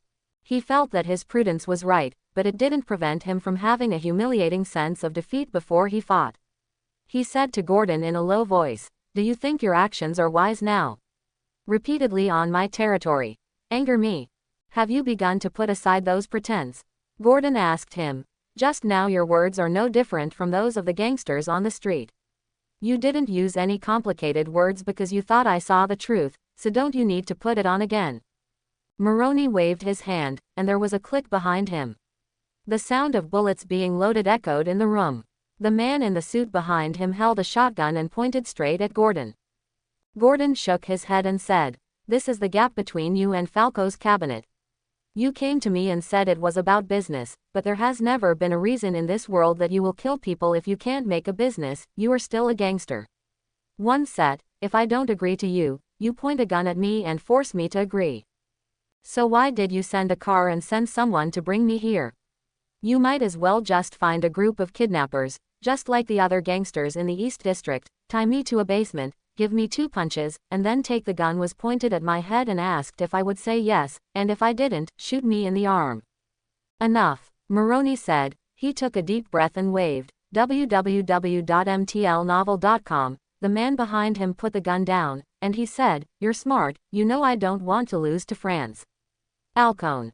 Your cleverness saved your life. Sheriff Gordon, I could let you go tonight, but it's not that I'm imitating anyone, it's my kindness that gives you a chance to think. If you change your mind, you know where to find me." When Gordon came out of the mansion, his shirt was almost soaked in cold sweat. Only he himself knew how dangerous it was just now. If it wasn't for his repeated Falcone to stimulate Maroney, which aroused Maroney's rebellious psychology, it would still be a question whether he could walk out of the mansion completely. The cold wind of Gotham was blowing on his body, and the fine raindrops hit his face. He slowly walked back. He thought, he was right, Maroney is really better than Falcone. It's so close, he's already angry. If Falcone is the one who invited him tonight, let's not talk about whether Gordon's little tricks can irritate the Godfather. Even if he makes a bad word to Falcone, the Godfather will not even take him back to a car sent to him. Thinking like this, Gordon looked up at the Gotham night sky. Raindrops fell in his eyes. He wiped his face, and then he thought, I'm afraid this trouble is far from over. Gordon and Barbara had a fight when they got home, and Barbara waited for him until late. She was sitting alone in a dark room, and on the table was a cold dinner, which was carefully prepared by Barbara to celebrate that they were about to buy their first small home. Unfortunately, during this dinner, but the most important protagonist is missing. Barbara knew that Gordon was busy, but she knew even more that Gordon was so busy not because he was incapable of doing his job, but because there was no need for police where he was working. Barbara, who accompanied Gordon all the way, knew very well that with Gordon's ability, it would not be so hard to go to any city other than Gotham. More importantly, Barbara also knew that even if Gordon it's so hard, it doesn't make any sense, he can't save this place. When Gordon came back, Barbara was sitting on the sofa, stroking a photo they took after the internship, and it was very young, even children, of Gordon and her. They were not yet 20 years old at the time, they had just been in a relationship for 2 months, got drunk at a party, and talked about their ambitions together. Barbara's family situation is very bad. She wants to earn money to improve the lives of her parents and brothers. Gordon was born in a small wealthy middle-class family, because the police once rescued his family, so he dreamed since he was a child to be a police officer of justice. Despite their different aspirations, they still fell in love, and even a long-distance relationship that lasted several years did not make their relationship weak. But on this night, it seemed that the emotions that had accumulated for a long time burst out all at once. Barbara was sitting on the sofa crying silently, and Gordon stood at the door without saying a word. It wasn't that he didn't want to comfort Barbara, or that he could see his beloved fiancée crying alone and indifferent. But he knew what Barbara was going to say, and he knew that he couldn't answer Barbara's question, why did he have to stay in Gotham? Gordon is not a native of Gotham, he was born in Chicago, he was not born poor, but a middle-class child, he grew up quite rich, he is not a super genius, most of the achievements he can achieve come from his efforts. From his teachers to his classmates, to his fiancée who gets along with him day and night, they don't understand this problem. Why on earth did Gordon give up his great future in the Chicago Police Department to come to this ghost place of Gotham, and stay there for a few years? Gordon didn't achieve anything with the Gotham Police Department. His promotion speed is very slow. It has been a few years, and now he is only the leader of a team. He has never solved any major cases. Even if some cases have his contributions, the final credit will not fall on him, let alone getting justice and changing Gotham. But Gordon is like being fascinated by ghosts, so he must stay here. All his former teachers and classmates always look regretful when they mention him. In their opinion, even if Gordon knows a little bit of flexibility, his achievements will be much higher than now. Gordon walked over and put his arms around Barbara, who kept crying, but didn't ask anything, because she knew that the question she wanted to ask the most, Gordon never gave an answer. When faced with the multiple-choice question of his badge and his lover, Gordon was never silent. There is no shortage of crying at night in Gotham, but Barbara's cry must be special. There are very few people here who cry for their lovers. The heat in their chests is not enough to warm themselves. Something as ethereal as love burst into tears. It was because he had seen too many Gotham Knights crying. Barbara's sadness and tears made Gordon more uncomfortable, and he felt that he had become a worse murderer than those criminals. He thought, when he decides to live in this abyss, he shouldn't expect people on the ground to look at him more. Even if there are such people, her end will just shed tears to him, just like Gotham falling in the middle of the night, the cold rain on him, but the tears flowed in vain after all. Thousands of lovers' tears are like thousands of drizzle, and they can't change this stubborn rock. The next day, Harvey came to visit Schiller again, which surprised Schiller, because the lawyer has always been very concerned about etiquette and rarely comes to the door without an appointment. Gordon came to me yesterday and wanted me to find a job as a legal counsel for his fiancée, preferably in the metropolis or some other southern city, Harvey said. I think his mental state is a bit wrong, that's why I came to you. I think he and his fiancée didn't just quarrel, they even bought a house and even planned to have a few children, but now Gordon looks like he wants to break up with Barbara, which is not right.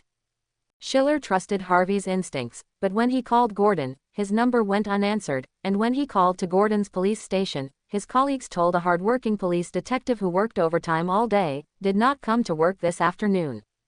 Schiller had a bad premonition, and he hurriedly contacted Gordon's partner, Batman. Last night, Gordon thought about it all night, and finally, the next morning, he broke up with Barbara. In order for Barbara to leave Gotham as soon as possible, he asked Harvey, a barrister, to find a new job for Barbara, preferably as far away from Gotham as possible. Gordon is just an ordinary person. The emotional shock of breaking up with his long-term girlfriend made him almost collapse. At the police station, he had no intention of working all morning and was in a daze. By noon, everyone went to eat, and the empty office made Gordon unable to stay any longer. He walked out of the police station in a trance, just wanting to find someone to stay in a little more place, so that he would no longer be immersed in that despairing sadness. But things backfired, as he expected, his troubles were far from over. Not long after he walked out, he found that someone was following him. Gordon was a little more awake. He wanted to return to the police station quickly, where there were guards with heavy weapons and would not be easily invaded. But his stalkers were cunning, and when Gordon saw a few ill-willed faces staring at him on the road ahead, he knew there was nothing good going on. He only carried a gun on him. Although the magazine was full, the lethality of the pistol was very limited. He could only rely on his familiarity with the terrain to turn right into the alley with the pistol, and then hide in a corner, in the blind spot of vision. This behavior didn't help, and the people who followed him obviously knew the terrain very well. When they saw Gordon turning right, they immediately followed. The sound of footsteps outside the alley was getting closer, and the sky was getting darker. Gordon silently counted the time in his heart. When the footsteps appeared at the entrance of the alley, by the moment when the sky turned from dim to dark, people's vision was the worst. Gordon fired a shot at the entrance to the alley. Seeing that his bullet didn't hit anyone, Gordon immediately gave up the first plan. He knew that the opposite must be a well-trained killer who would not be affected by his vision. He immediately put away the gun and ran back. There were 2 gunshots behind him. What made Gordon wondered was that the gunshots had the dull sound of a silencer. Gordon immediately understood that this group of people was not from Gotham. Gotham killers don't put silencers on their guns, that doesn't make any sense. No one in Gotham reacts extra to the sound of gunshots, it's like putting earplugs on a deaf person. Thinking of this, Gordon made a new plan in his mind. The people in the back were chasing him more and more. Obviously, his physical strength and explosiveness were better than Gordon's. Gordon ran to the end of the alley and quickly climbed up an outer wall. When he climbed to the top of the wall, just in time, the person chasing him arrived. That was the moment when Gordon's action stopped. With a bang, Gordon was shot. He climbed down the wall and fell to the ground. Inside the yard, the shot hit his arm without causing fatal injuries. Gordon covered his arm and continued to run forward. Quote, "This yard is the backyard of a nightclub. As soon as I heard this, someone rushed out immediately, and the man behind Gordon was surrounded by these gangsters. At this time, he had just climbed to the top of the fence, and at the moment when he was inconvenient, he was hit by 3 or 4 bullets on the spot. Gotham's code of conduct is, whether you can see it or not, no matter who is on the other side, give him a shot first, and the other side will get down before talking. But Gordon's crisis didn't end. Apparently he was chased by a group of people. The first person to be dumped by him was just an appetizer. Soon, as he ran across the alley to the road, he saw a car. The car rushed towards him. It seems that they also have several plans, or that they originally wanted to drive Gordon to the road through the man, and then hit him with a car. Gordon rolled straight to the right. The car did not hit him, but a black muzzle sticking out of the car. Just as Gordon stood still, he was shot again, this time in the back, and Gordon let out a scream. However, because the gun was fired while driving at high speed, the gun didn't hit the key point.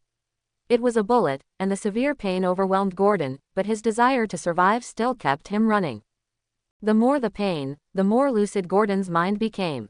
He knew how to run like this, but he would have to be caught up in a few minutes. The gunshot also bled. Gordon followed the route in his memory and ran to the back door of an apartment. The back door here was broken and could not be closed tightly all the year round. He tugged on the door lock with one arm. Every movement caused unbearable pain, and Gordon's breathing began to grow heavier. Soon, the door was pulled open a crack. Gordon was not tall or strong, just enough to squeeze in through the gap. After entering, he still did not stop, but climbed up a small section of stairs in 3 steps and 2 steps, tore open the window of the nearest corridor, and then desperately climbed up, closed the window again, and hid outside the 2nd floor, on an eaves. Hearing the sound of hitting the door from below, Gordon gritted his teeth and slid down the eaves, falling straight onto a canopy. Fortunately, when he slid down on his back, the blood did not leave any traces. After falling on the canopy, Gordon used his last strength to turn over and let the garbage bag underneath cover him. After a while, he heard the footsteps in the building disappear, and the other party did not find him, left. Gordon was lying in a pile of garbage, and he felt the stench of blood in every breath he breathed, and the bullet had hit his lungs. His arms were numb from the blood loss, but he could still clearly feel the engagement ring on his middle finger, and his body temperature was gradually merging with the cold metal ring. He recalled the unbelievable, heartbroken look on Barbara's face when he broke up with Barbara. Barbara was right, he thought. He was a fool, a hopeless fool, a fool who never learned to work, deserved to die alone. Reading www.uakanshu.com. Gordon felt an irresistible cold hit, followed by a warm current gushing out from the inside of his body. The blood that was knocked on his forehead flowed down his forehead and flowed into his eyes when he fell, dyed his vision a bright red, and covered with a layer of black mist. Soon, it rained again in Gotham. Today's rain is nothing special, just like every night rain in Gotham, fine and cold.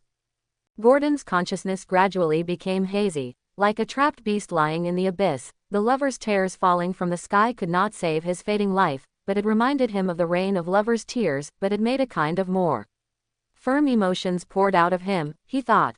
If he was born a fool who can't learn to work around, he would rather spend all his life in this quagmire, with a heart like a hard rock.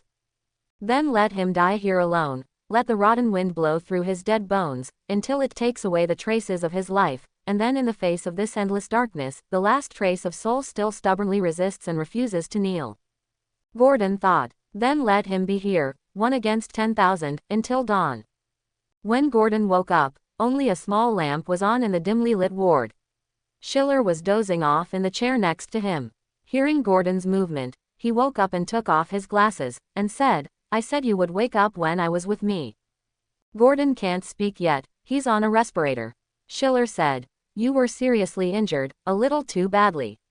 After 20 hours of resuscitation, you only managed to save your life, and it is unknown whether you will be able to fully recover. The psychiatrist's voice always has a calming power. Gordon blinked, and beyond that, he really couldn't do more, and Schiller yawned and said, thanks to your partner, who arrived just in time to save your life. But I'm a little sorry. The group of people who were chasing you seemed to have come for me originally. Gordon shook his head slightly. He knew that these people were just hired killers, and even if Maroney didn't hire them, he would hire others. Just as Schiller was about to continue speaking, the door opened and Harvey walked in and said, are you awake? Schiller nodded, got up from his chair, and Harvey said, it's my turn, you go and rest. Schiller glanced at Gordon before leaving. The police detective, who usually seemed to be energetic, now looked extremely haggard, and the double torture of body and mind had made him a little in a trance. The late-night corridor of the central hospital was pitch dark, and only the footsteps of Schiller's shoes echoed very clearly. When I came downstairs, a car stopped at the entrance of the hospital. A tall man in a suit came down and opened the door for Schiller. After Schiller got into the car, he said, "Let's have some jazz." Soon, some brisk jazz sounded, adding a little fresh air to the dull atmosphere inside the car, and the streamer outside the car still flickered. Schiller closed his eyes with sleepiness, and the person sitting in the co-pilot obviously did not expect Schiller to fall asleep like this. This professor is really different from ordinary people, he thought.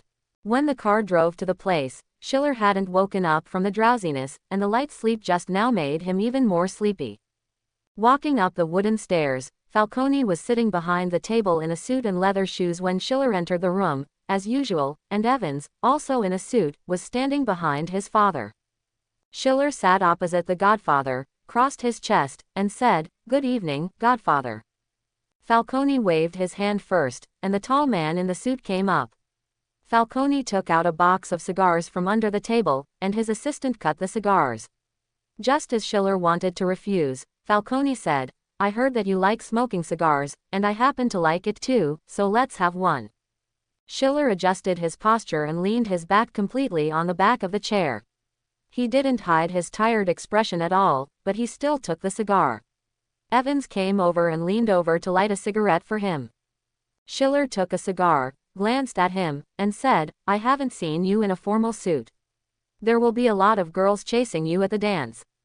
Evans gave a modest smile, said nothing, and stepped back behind Falcone. "You've changed a lot, I can see it." Falcone said that the godfather still looked very elegant when he smoked a cigar. He just took a small breath and waited for the smoke to dissipate before speaking. "Say, I knew you weren't from Gotham the first time I met you, but it's better now, which is fine. When you're on guard here, you'll find that everyone is against you, but when you really treat this place as your home, you'll find that anyone can find their comrades here." Quote, "Perhaps because everyone is a potential criminal," Schiller said. "You surprised me a little that you didn't question why I didn't clean up Moroni." Schiller said in a low voice, "Moroni doesn't matter. You always make me feel incredible. I have seen too many people and too many geniuses in my life. They are often pretentious. Even if they seem very humble on the surface, I know that their respect is just fear of me. There are guns. But I just know that the Godfather is awe-inspiring, not with guns. You showed me the magic of psychology, and you always seemed to give me the answers I wanted," Falcone said, just letting the cigar in his hand burn slowly. "I hope Evans can learn the essence of this subject, but unfortunately, I know, he does not have this talent. His grades are not bad," Schiller said, shaking his ashes. "He also works hard and is a good student. But that's all there is to it, right?" Schiller didn't care about Evans' somewhat disappointed expression. He said, "This is a good thing, Your Excellency Godfather, studying psychology is a dead end." Falcone looked at him. Schiller took another puff of his cigar, and said, "It's not some bizarre metaphor. When you take this discipline to the end, you only have two outcomes, crazy or dead. Then it looks like you didn't choose either. Maybe I chose both." Schiller became more and more sleepy. The sweet and greasy aroma of tobacco made waves of sleepiness hit him. He narrowed his eyes, and the light of the whole world fainted into white. "I know that Evans is still too far away. He is like his mother. He is neither an absolute good person nor an absolute bad person. This is the most terrible thing. What do you want him to be?" Before Falcone could answer, Schiller said, "Or, do you want him to be the Godfather?" Falcone was silent. Obviously he has the answer in his heart, but he is unwilling to admit the answer. Is being a godfather a good thing? Falcone, who has been the godfather for so many years, can't even give an answer. "How's the cop?" he asked. Schiller shook his head and said, "He's badly hurt, and it may take a long time to get better. You can make him fall to Moroni, I won't blame him." Falcone said, "I know these people have no choice, either cooperate or die. In fact, to persist until now, has led I was amazed. It may be offensive, but his insistence is not because of the Godfather. What's that for? If it wasn't for fear of me, why would he resist Moroni's request for cooperation?" Because Maroney stopped him from going out and fighting crime. So what? He's a policeman, and he thinks it's only natural for the police to catch criminals. Very naive, isn't it? It even seems a little ridiculous in this city. Good people don't always live long, especially in Gotham. Falcone said with a sigh. That's why I'm your longest-lived tutor. Falcone closed his eyes, and after a while he said, Evans, go and kill Maroney and kill him with your own hands. Evans pursed his lips and said in a low voice, Yes, Father. As for those coming from the metropolis, I'll deal with them. It doesn't bother you to do it. What's your plan?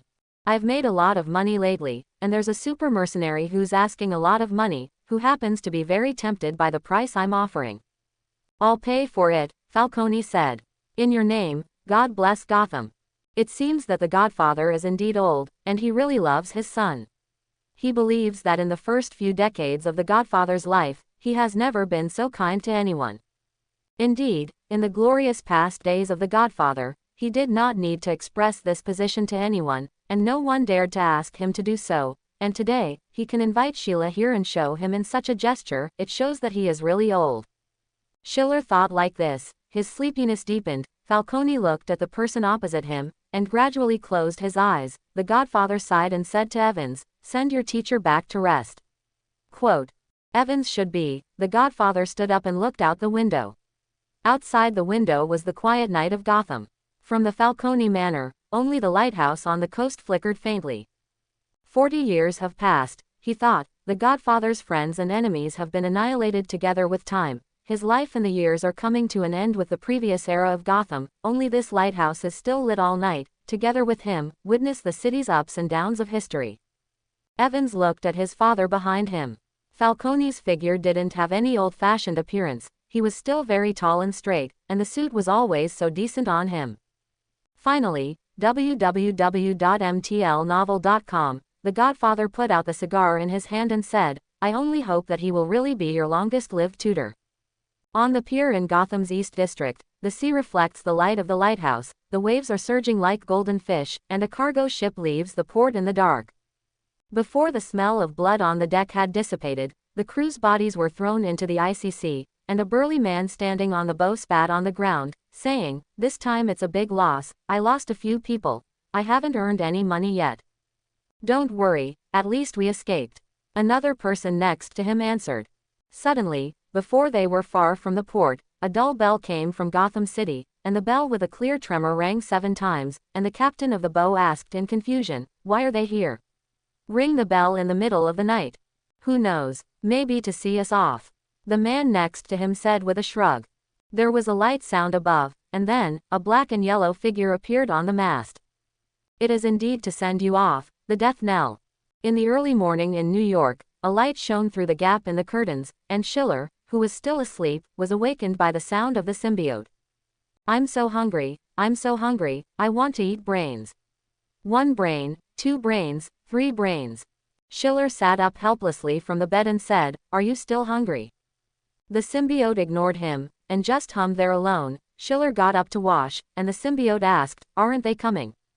Who? Those brains. Is co-authoring a superhero a brain in your eyes? But if you have to say this, there is no problem. After all, there are not many superheroes with brains, and most of them have gathered here. I'm so hungry, I want to eat the blue-eyed brain first, and the brown-eyed one for the next day. Schiller found that the symbiote did seem to be hungry, and he kept conveying a feeling of hunger to Schiller's mind through his brainwaves, making Schiller a little hungry too. He went to the kitchen first, opened the door of the refrigerator, and took out some chocolate to eat, but the symbiote didn't mean to stop crying hungry.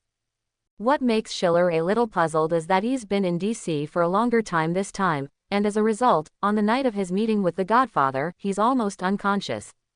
Schiller is not a person who sleeps a lot. When he usually works, he relies on coffee to refresh himself. He can only sleep for 4 hours a day. This state can last for a week without feeling sleepy. But the day before he came to Marvel, he was exhausted and sleepy just because he accompanied Gordon for a day without sleep, which made Schiller think of his ability to shuttle between 2 worlds. Where does the ability come from? What are the restrictions? After thinking for a while, Schiller found that he couldn't get an answer from the existing clues, so he planned to solve the symbiote's hunger first. The symbiote wants to eat brains, but Schiller doesn't really mind finding the brains of a few criminals in Hell's Kitchen to eat them. He's not Batman, so he doesn't follow the law of no murder. If you want to find a few vicious gangsters, you can also find them. Would you bite off someone's head? Do you want me to do this? No, of course not. You have to know that there is etiquette for dining. We can't be so bloody, it's too uncivilized. You can go straight into their heads and eat the brains, but don't get bloody. Okay, that's fine too. He really wanted to bite his head off. All symbiotes have an ancestor, Schiller thought, so they are all strikingly similar in some ways. Schiller got dressed and went out, planning to wander around Hell's Kitchen to see if he could meet a few hapless robbers. Although Hell's Kitchen is not as talented and simple as Gotham, it is not bad. As soon as Schiller walked to the convenience store on the corner, he saw a man in a black down jacket with his hands in his pockets walking in. He could vaguely sense his current mood through telepathy. Schiller stared at the opposite side of the street. He, sure enough, pulled a pistol out of his pocket and pointed it at the boss behind the counter. As soon as Schiller was about to walk over, he saw that the store owner took out a larger gun from under the counter and pointed it at the robber. The unlucky robber raised his hands and slowly backed away, and ran out of the store in a hurry. Well, it seems that his luck is not very good. The first robber he met was a stupid thief, and he was a novice. He robbed in Hell's Kitchen and dared to use only a pistol. Schiller continued on, crossing a small bridge over the gutter, and across the back of an old clothing store. Hell's Kitchen is a place similar to Gotham, chaotic, evil, and full of criminals, but also has a charming energy and vitality. Not far from the Schiller Clinic, there is a famous graffiti street. All the buildings here are colorful. The structure of the house seems to be stacked with various colored containers.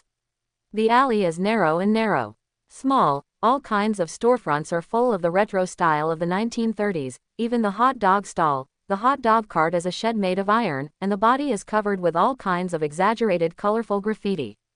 I have to say that this colorful style appears in such a slum, which is ridiculous when you think about it, but it looks very harmonious. Compared with Gotham, it is much more sunny and energetic here. If there are too many people in the city of Gotham who are bound by evil and sin, and there are too many souls who struggle to survive by crime, then in Hell's Kitchen, in addition to criminals, there are many people who don't want to be bound by the world and take the initiative to escape. The rebels of the orderly society, they live freely and happily here, bringing a unique vitality to this place. There was a sound of "Sila" on the iron plate, and the hot dog turned over. The young man in the orange and red apron had brown skin and blue eyes. He raised the shovel in his hand, then turned his head and quickly smashed the potato wedges. Picking it up, he said briskly in a Mexican accent, "Want some of my special chili? I promise to keep you awake all day. No charge." "You're from Mexico?" Schiller asked, standing at the hot dog stand. "You wouldn't believe me when I said I was a Native American, but that's the truth. It was just my mother who took me over the border. We crossed the border when I was very young." The Mexican boy's tone has always been very cheerful, just like his actions of making hot dogs, with the unique hot style of South America. "She now works in a garment factory on the east side of Manhattan, and I've loved cooking since I was a kid, and I've inherited a great craft from her, and the Gonzaleses have absolutely the best hot dogs in Hell's Kitchen. You can't get them anywhere. Such an authentic Mexican hot dog. But isn't the specialty of Mexico taco? Come on, you Yanks can't get used to tortillas. I used to make some tacos, but no one bought them. Can you do it? Then get me one." "When I traveled to Mexico, my favorite was the tacos and avocado soup." Gonzalez snapped his fingers and said with an enthusiastic smile, "You're really tasteful, and Gonzalez's tacos are the best in Hell's Kitchen." As he said that, he started to prepare tacos. Several children came running over playing football, smelling the fragrance, and all of them gathered in front of the hot dog stand. Gonzalez waved his hand and said, "There are no taco chips now. Come back later." A few children stretched their necks to look, and found that there really didn't seem to be anything they wanted to eat, so they kicked the ball and ran away. Gonzalez flipped the tortilla and said, "These little fools, every day. Come over and ask me for corn flakes, that big bucket of corn flakes, they can finish it in a few minutes, but speaking of it, I am the same, I always felt hungry when I was a child. Aren't they really hungry? Of course not, the black kid in the lead, his father is a freight driver in Hell's Kitchen, and what was left on the truck was enough for their family to eat. The rest of the children's parents also have serious jobs, and they are enough to eat. No problem. Although New York's slums are also messy, they are much better than Mexico's, and most people here can eat enough. Soon the hot dogs, taco, and soup were ready, and Gonzalez loaded everything up in a flashy acrobatics, and handed it to Schiller, who paid and stayed after receiving more tips. Gonzalez was very happy. He tapped the table with a shovel and said, "You are a friend of the Gonzalez family. I will give you a discount next time." Schiller waved at him, and after leaving, he continued to walk along this graffiti street. In fact, there is not much criminal activity in Hell's Kitchen during the day. The sun shines on the grotesque buildings, bringing better light and shadow than the regular buildings on the streets of New York. The messy wires extend overhead to the distance. In the alley, all kinds of bells and whistles are stacked and parked, and children's laughter and screams can be heard in the distance. Schiller found that, just like Gotham, although this place is chaotic, it also has its own unique vitality. If there are many people in Gotham who have no choice, then many people in Hell's Kitchen are not abandoned by society, but they have abandoned orderly society. In the same way, the gang hierarchy here is not as strict as Gotham. If it was in Gotham, the person who rushed into the convenience store just now and wanted to rob, the boss would ask him which gang he belonged to and which gang he belonged to. Street, who is his immediate boss, is he trying to start a war, or maybe it will cause a small-scale gang fight? But Hell's Kitchen is different. The bosses here don't care which gang you are from. If you dare to rob you must be prepared for a shuttle. No matter who you are, they will pick up the gun and defend their industry to the death. To a certain extent, the folk customs here are more simple. Don't look at the warm and thoughtful service of the Mexican hot dog guy, but Schiller saw two big guns in the back of his hot dog cart. Dare to come and rob him, Gonzalez will definitely let them experience the enthusiasm from Mexico. But at the same time, Gonzalez is also happy to pay protection fees to the gangsters on the street, and the gang members like to come to him to buy breakfast, and he even gives them a discount. There are not so many tragic and painful stories in Gotham. www.mtlnovel.com. Most people are seeking life on the road of pursuing freedom, living as they wish and indulging, just like the rock music that often plays on American road films, revealing a kind of unique sense of humor. If Satan gets into Gotham, he'll be ripped off by layers of well-ordered gangsters, and then invited by the Godfather to talk, and perhaps a sap from some bodysuit weirdo. Then he was sent to a mental hospital by the police, and he would never leave without paying. But in Hell's Kitchen, if Satan comes here, the people here will grab pots and pans and swarm up, chop up Satan and then fry it, and even come to a competition of various national and ethnic cuisines. Everyone here is a cook, and their cooking skills are not superb, but almost everyone can feel happy in the process of cooking the devil. This is Hell's Kitchen, a place of chaotic, happy and wild in pursuit of the ultimate freedom. No one can be the emperor here, and no one can be the savior here, not even a big gang. Everyone here and their lives represent the ultimate rebellion against those boring and orderly societies. This is the largest piece of graffiti on the map of New York. It is messy but colorful, and no one can erase it. Chapter 91. The plan to find a few brains for the symbiote failed in the end, because Schiller found that this symbiote was not only hungry and active, but also extremely picky in taste. What do you think of him? I dare say that he has more than a dozen lives in his hands, this gangster villain. No, his brain is not fragrant enough, I won't eat it. Then how about him? Let me see, a lawyer who defends serial killers should be a smart person. He's not tasty either, it's not to my taste. What about this one? I heard he once robbed Manhattan's biggest silver. It must be hard. In the end, he got nothing but returned to the psychiatric clinic, Schiller, and quarreled with the symbiote in his mind. Why are you so picky about food? Can't you just eat it? Why can't you eat the brains of a few ordinary criminals? Then why don't you drink Americano? Schiller opened his mouth, not knowing how to refute. This symbiote is really getting smarter.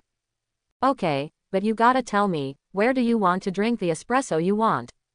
As soon as Schiller finished asking this sentence in his mind, the door of the clinic rang, and Steve, who had just finished running in the morning, walked in, and the symbiote said happily, "The espresso is here." And behind Captain America was Natasha.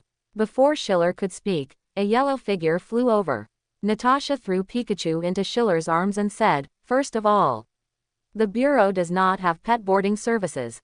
But the contract. We just revised the contract. Rats are not allowed to be fostered. You are discriminating. Dogs and cats are fine, but why not mice?" "Yeah," Pikachu said with his arms crossed, "why can't the mouse?" "Shut up," the others said together. "Now that the dogs and cats are no more, we've removed this employee benefit and everyone is in favor. I just kept it for a few days." "How many days? How many more days do you want?" Coulson changed 6 mobile phones in 7 days, Nick Fury used up his annual leave and hid on the spot, and the leaders of the United Nations who came to inspect did not stay for 2 days.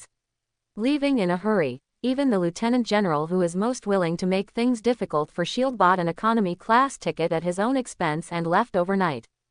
Natasha akimbo at the door, the female agent was obviously angry. She said, "The only good news is that what he broke and the employee's mental damage fee can make Nick's report next month, 50% more reimbursement amount." Schiller looked down at Pikachu and said, "I remember before I left, you promised me you would stay well." He grabbed Pikachu's 2 short hands and stared at him with big eyes. Pikachu stared at 2 dripping black eyes, looking extremely innocent, and then he wrinkled his nose and jumped on the sofa. Pika, you've been away long enough this time," Steve said as he sat down on the sofa. "So what happened recently?" "There are no big things, but there are a lot of small troubles." "Oh," Schiller asked, washing cups at the kitchen sink. "What's the trouble?" "Stark and the military have completely torn their faces," Natasha said. "It is said that he has found solid evidence that the military planned the Afghan kidnappings, although I think it was Obadiah's plan to divide." "You mean, Obadiah actually planned this case and then blamed the military? Did he just not want Stark Industries to cooperate with the military?" "Obadiah is like a hen guarding eggs. He doesn't allow anyone to infect Stark Industries.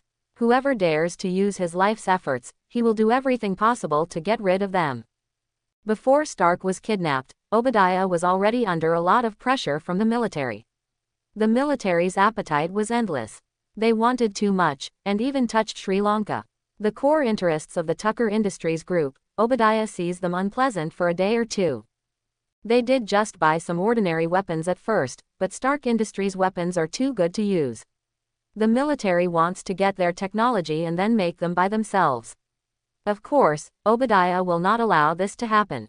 Natasha was also leaning on the sofa. Steve poured her a glass of water, and Natasha said, "Thank you." Then Steve said, "But I still think it's ridiculous. Just to destroy Stark's relationship with the military, he asked terrorists to kidnap Stark. Obadiah is very smart. He knows that Stark will create amazing technology sooner or later. He must give Stark a reason to never compromise with the military, so as not to let his half-life efforts stolen by the military. As long as Stark, who masters the core technology, will not let go, at least, the core technology of Stark Industries Group will be preserved. But that came at the cost of his nephew's life. Obadiah wouldn't care." Natasha lit a cigarette and asked, "Do you mind if I smoke a cigarette?" "Please," Schiller said. Natasha looked at Steve, and Steve said, "I don't smoke, but there are a lot of people who smoke on the battlefield, I don't mind." The female agent slowly exhaled a puff of smoke. It seemed that she was under a lot of pressure. Stark completely broke up with the military, which was not entirely a good thing for S.H.I.E.L.D. The current relationship is such that S.H.I.E.L.D. and the military have not dealt with each other because of the distribution of military expenses and the outrageous law enforcement power of S.H.I.E.L.D. The conflict between Stark and S.H.I.E.L.D. is mainly because his father and Stark do not want to be kidnapped by the official organization. The main contradiction between Stark and the military is the military's greedy appetite, and Stark does not want his inventions to be used in war. Neither of these parties would like to see the other two parties unite, because one of the two parties will inevitably have its own enemy. If its power is strengthened, it will definitely be difficult for them. But they also don't want the two sides to break up completely, because once the two sides break up and start a war on the spot, it must be a third party who will come out to clean up the mess. Schiller pointedly said. Stark and the military turned their faces. Maybe it's not just Obadiah's credit behind this, right? Natasha said. It's a secret, I don't have the right. Well, it's not really a secret. Stark wants to work with the military on medical technology and exoskeletons, but you know, the military wants it's not these things at all. They want weapons with bigger weapons, weapons with more firepower. So, S.H.I.E.L.D. used this to provoke their relationship. Natasha knocked the cigarette ash and said, we just gave a little push behind the back, and more importantly, Obadiah's foreshadowing has long been planted. Steve asked with some doubts. Didn't Stark think this might be Obadiah's conspiracy? He may have thought of it, but he's Tony Stark, Schiller said. Natasha shook her head and said, Obadiah knows his nephew. If he can blame everything on the military, but can save their uncle and nephew, then Stark will definitely choose to deceive himself. Take your anger out on the military. More importantly, Schiller also poured himself a glass of water and said, Obadiah is still lying in a coma in the hospital, and he has become a victim. And whoever the victim says is the murderer is whoever it is. Steve sighed and said, Howard probably didn't think of this day when he established Stark Industries. Maybe he thought, at least he must have thought, that his genius brain and technology in his hand would be targeted by people with ulterior motives, Schiller said. The current situation is on the verge of breaking out. Stark's attitude is very tough, and he even slapped the table with a group of generals. The matter of General Johnson was exposed, and the military began to distrust Hammer Industries. They are very urgent to force Stark.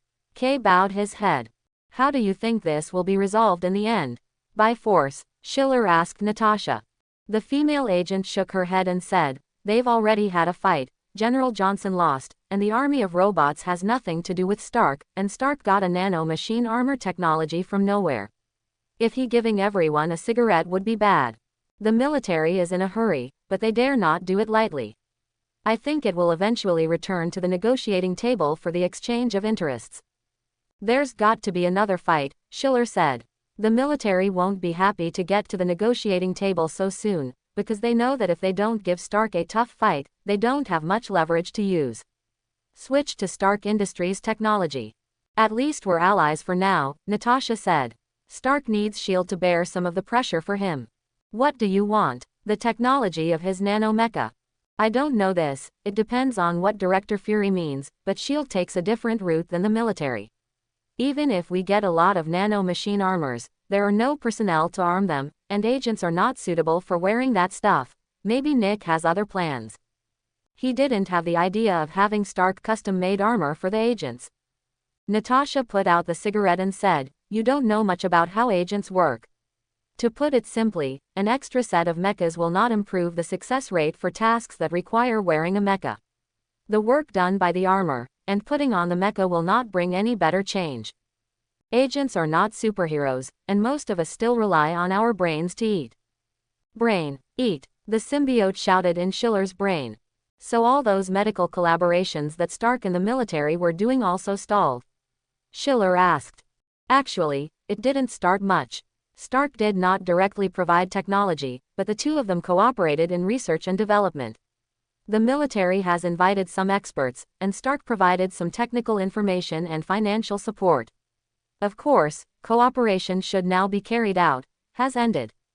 Any results? Natasha shook her head and said, scientific research is not a family game. How can there be any major achievements in such a short period of time? Steve said, if they can really unite, maybe a lot of soldiers will benefit from this. Reading www.uakanshu.com. This is impossible. Neither side is willing to step back until a battle has been decided. They both feel that they can get more benefits. This is just an exchange of benefits, not for real benefits. Who? Steve seemed to be in a bad mood again, and he said, actually, I understand the truth. Before the full cooperation is really launched, the two parties have to conduct countless trials until they can figure out each other's bottom line, and then it is possible to establish cooperation. But I sometimes think that if we can really put our technology and financial resources where they should be used, we can save a lot of people. If people think that this kind of wasteful behavior is necessary, and I don't go stop, who will sympathize with those who cannot be saved because these resources are wasted? Captain, I understand that you have sympathy, but you don't need to take this kind of mistake on yourself. Schiller said. I just think we can do better, and I always have a bad feeling about it, Steve said with pursed lips. Those who they think have long been unable to speak will sooner or later someone will stand up. At that time, the way they speak will not be polite inquiries. Peter pushed open the door gently. He held a stack of documents and saw a middle-aged man in a white research suit packing his things. He said, "Drive Connors, are you leaving today?" The middle-aged man had gray hair and looked haggard. More importantly, the right arm under his research suit was empty. Obviously, he only had one arm. Oh, is it Peter? Yeah, the research collaboration is over and I have to leave. Peter placed the papers lightly on the top of Connor's desk, and then he whispered, "I'm sorry, if I had been better, I might have produced results before the study was over." "You are already very powerful," Dr. Connors said gently. "You are still only a high school student, but you are even smarter and harder than the graduate students I have met before. If possible, I would like to do it for you. Write a letter of recommendation." "Thanks, but I haven't made up my mind on which college I want to go to, and I'm still a while away from college." Peter moved his lips and said, "Then where do you plan to go next?" "The research on serum medicines has reached the final stage, and it should be able to be completed as long as there is a similar laboratory." Dr. Connors looked up at his office and said, "There won't be anywhere with such good conditions as the Stark building.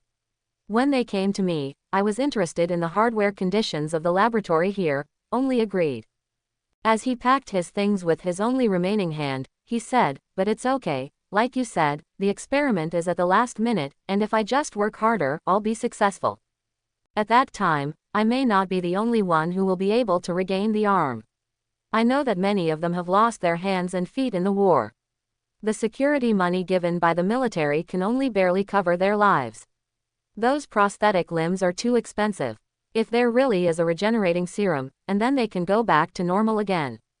Peter could hear the excitement in Dr. Connors' tone. During his internship, Dr. Connors left him the deepest impression. Originally, Peter was not an intern in this research group, but when he was running errands for the leader of their group, he ran into Dr. Connors, who had just been invited by the military to participate in the Stark Medical Research Cooperation. Seeing him the first time, Peter was very surprised, because Dr. Connors only had one arm, but this did not delay his scientific research at all. He had a genius brain, and he was very good in the research of bionic technology and serum technology. The world's top. Peter was greatly shocked, because even people with healthy limbs may not be able to achieve such high achievements, so he applied for the transfer of Dr. Connors' research group. After all, he was also mutated after being bitten by a spider, and he also wanted to find out what caused this mutation. Peter was very smart and diligent. Although he was a bit nerdy, he was the kind of kid most liked by teachers. Dr. Connors soon fell in love with the young intern.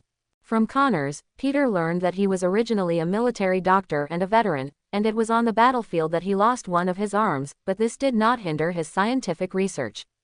Instead, he embarked on a different path of medicine, began to study the role of serum in living organisms, and achieved quite good results. When he was an assistant to Dr. Connors, Peter also learned a lot about biology. After obtaining the spider mutation, Peter's brain turned faster that day.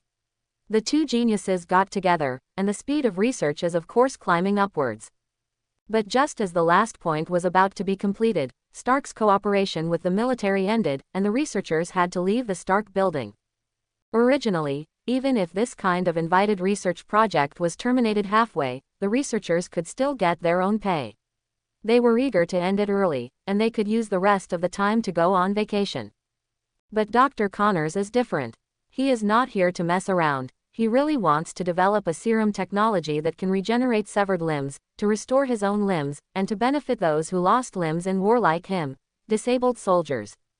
So it was inevitable that he felt a little disappointed, but looking at Peter's reluctant expression, Dr. Connors still said, "It doesn't matter, when you go to college, maybe I will teach at the university in the East, you can come to me laboratory, we can continue our research."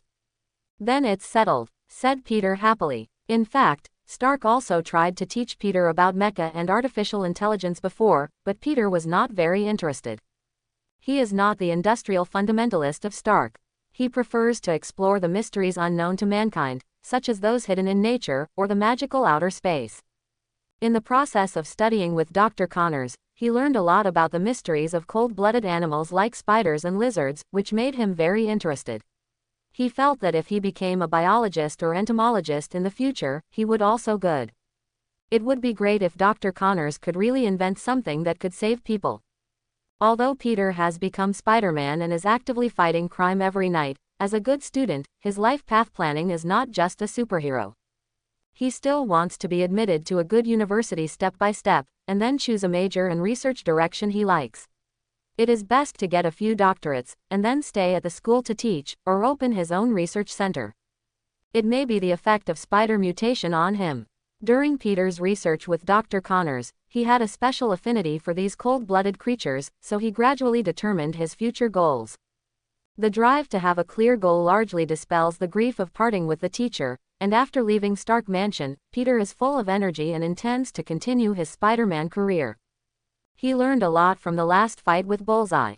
Peter found that although he has a spider silk launcher and can swing on top of high-rise buildings, the speed is not fast. At most it can run faster than a car. A little faster, and more importantly, with such a swaggering action, as soon as he strikes, all New York will know that he is out to fight crime again. By the time he swung to the spot, the slightly experienced robbers had already disappeared. In the last battle, Peter's only plan that was collectively praised was his use of New York's underground sewers that stretched in all directions. This is a very good tactic. New York's sewers are not good, the walls and floors are greasy, and it's dark and damp, and ordinary people can't move easily there. But Peter is different. He is Spider-Man. He can stick to all kinds of walls, and he doesn't have to worry about whether the ground under his feet will make him slip when he runs. Moreover, the straight and wide ground of the underground waterway is like a runway tailored for Spider-Man. There will be no traffic jams and no pedestrians.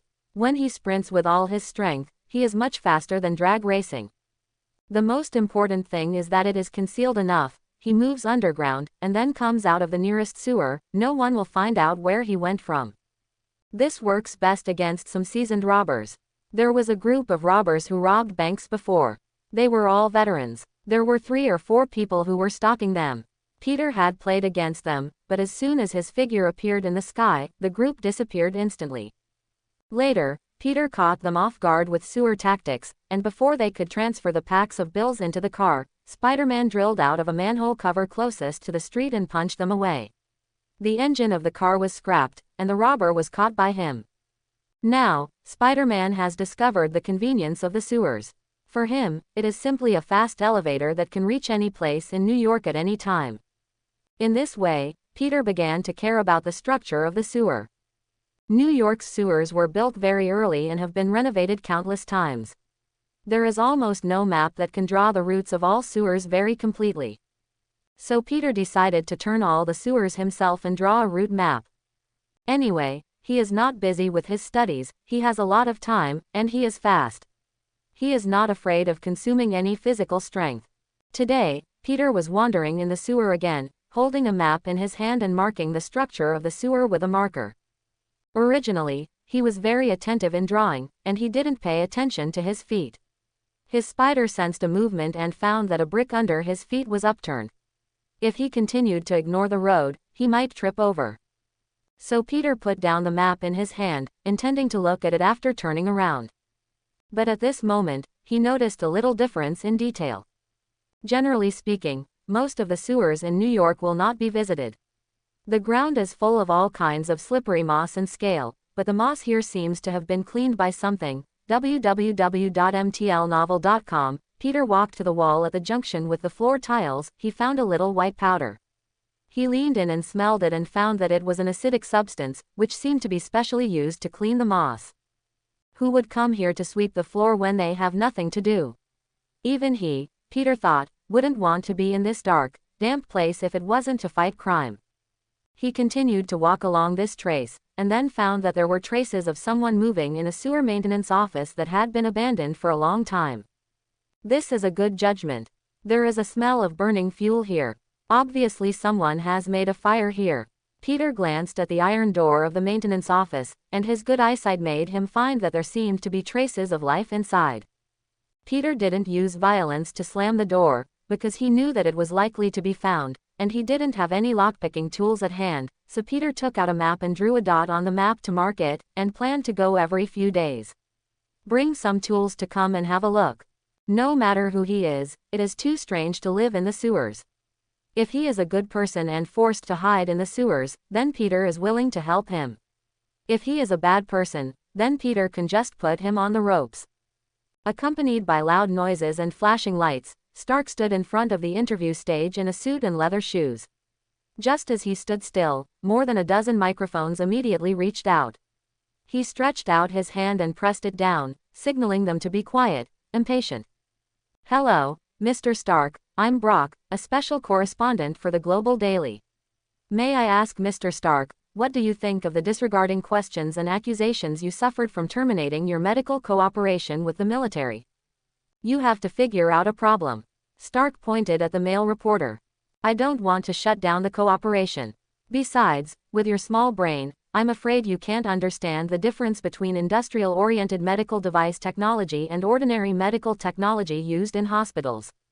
Although Stark seems to be in good spirits, his heavy dark circles betray the fact that he has not slept very well recently. Pepper is very busy, and the smooth operation of the behemoth Stark Group relies on her. Since Stark and the military turned against each other, he has faced various pressures from the outside world. Just like this press conference, Stark glanced down. He knew that at least more than half of the people here had received money from the military. They would be like this reporter named Brock just now. Tricky question, trying to put all the blame on him. The reporter added, "Stark Industries is obviously less enthusiastic than the Osborne Group in the research and development of medical technology. Does this mean that you are not as concerned about the development of human medicine as the leaders of the Osborne Group? You don't actually have the sympathy to pay attention to those patients who are plagued by disease?" Stark glanced at his work card. "Well, it looks like this guy named Eddie Brock is just here to find fault.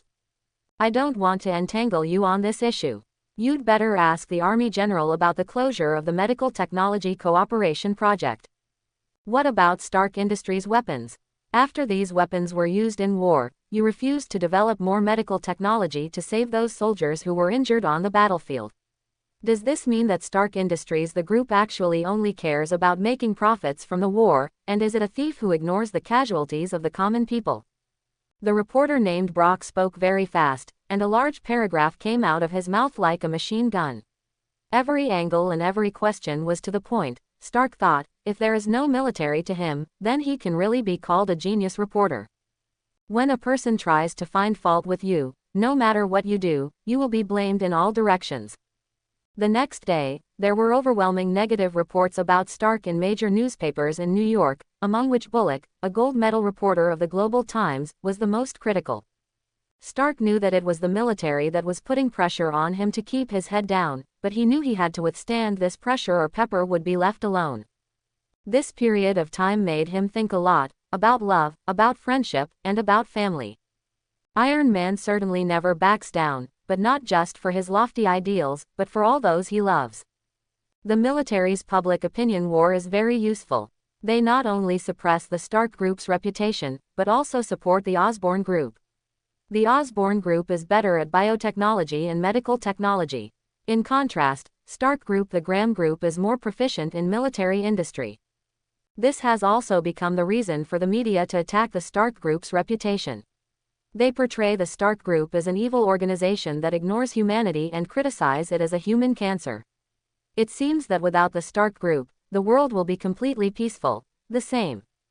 It is impossible to say that these overwhelming negative reports have no effect on Stark. If these reports are really like lace news, all of which are chasing the wind, then he may not be under so much pressure. The problem is that Stark himself knows that the weapons he sold have hurt a lot of people. Not all of what the media said is wrong. The Stark Group originally made a fortune from war. Stark, who had just come out of that extreme negativity, fell into depression again. On the other hand, during Peter's sewer exploration trip, he once again found traces of human activity in the sewer. Since the last time he discovered the clues, Peter has been paying attention, and he will take a closer look at every inspection point he passes by, and then he finds that this sewer weirdo has not only lived in that stronghold, he seems to be messing around in the sewer every day. Channeling, 5 or 6 maintenance points in the same block have traces of his life. Pursuing these traces, Peter began to get closer and closer to the truth, and he guessed that this eccentric must have a real stronghold somewhere at the intersection of these traces of activity.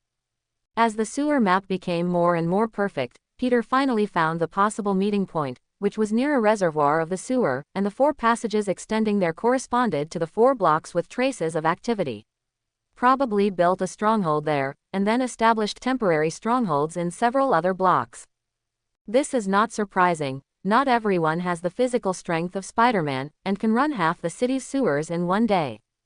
The sewer is huge and the road is long. There is no manhole cover near the reservoir that can lead to the ground. He must establish a rest point between the manhole cover and the reservoir, otherwise he will not be able to walk such a long distance if he is exhausted. Peter also discovered this keenly, which means that this weirdo who is active in the sewers is likely to be just an ordinary person. He can't walk for several kilometers in such a damp and dark sewers, so he needs to be in all directions. Several restrooms have been built in the sewers. This gave Peter confidence, because as long as he was caught by an ordinary person and caught him off guard, he would definitely be able to catch him. One night, Peter touched the stronghold of the reservoir. He knew that the odd man would not be here at this time, so he pried open the door of the maintenance station near the reservoir. Entering the maintenance station, Peter was taken aback. It was filled with bottles and jars, as well as a lot of rudimentary equipment. Peter picked up one of the bottles and glanced at it. He saw what appeared to be some biological tissue samples in it, and he thought, who is this person? How did you come here to conduct an experiment? He crossed the boxes piled up in a mess on the ground and walked inside, but it was even more incredible. There were many biological specimens in it, which looked particularly terrifying in the gloomy light. It's almost like a base for crazy geeks. This person is very cautious. Except for the materials used in these experiments, there is no data and text left. Peter turned around and found no relevant identification information. A mad scientist conducting biological experiments in New York sewers. Peter gradually drew an evil image in his mind. He can't let him go on like this, Peter thought. Although people in New York's sewers don't come often, they are also the lifeblood of New York. Once someone dumps some dangerous experimental waste, the whole of New York may be in danger. Thinking like this, Peter walked to the door, took down the waste paper boxes that were piled high in the doorway, and then shredded the paper shells and lit a fire, intending to completely burn the stronghold. Although the sewers were very damp, the maintenance station was still dry. When the fire was lit, the whole house was quickly covered with black smoke. Peter closed the door of the maintenance station and watched the fire engulf all the experimental equipment inside. He breathed a sigh of relief. Fortunately, he discovered it early. Once this mad scientist has really developed any poison or poisonous gas, it will be too late. Peter, who came out of the sewers, was still a little uneasy. He felt that although one stronghold was destroyed, the mad scientist might have other strongholds, live. In the next few days, Peter was an intern at the Stark Group during the day, and went in and out of the sewers frequently at night. Since that stronghold was destroyed, the traces of life in the sewers seemed to disappear. It seemed that the crazy geek had given up. Peter felt a little relieved. His internship has not been very smooth recently. He found that Mr. Stark was very passive. He didn't even do experiments. He smoked and drank all day long, and sometimes he was very drunk. He fell to the floor of the lab, and Peter had to help him up. Peter has seen the negative reports about Stark, but he doesn't believe a word at all. He thinks it's a complete smear. Iron Man is a superhero who saved a lot of people, not the inhumane devil that the media say. Peter wanted to reverse this situation, but he had no good solution. He was never very good at this kind of thing. He didn't even dare to make a phone call to question the reports, so he came to the psychological clinic again. He felt that Dr. Schiller there are ways to reverse public opinion. Schiller has been busy finding food for the symbiote recently. When Peter came to the psychological clinic, Schiller was bandaging Pikachu with a bandage. Pikachu was jumping on the kitchen table while he was cooking, and his tail fell into the pot and was scalded off a lot of hair. Pitifully lay on the table and asked Schiller to treat him. Peter said, "Hey, are you bothering you? Then I can come back tomorrow." "It's okay, come in, I have nothing to do right now." Peter walked in and rubbed Pikachu's face fiercely. Pikachu wrinkled his nose and tried to avoid it, but Schiller's tail was still in his hands, and knocked over a lot of cups.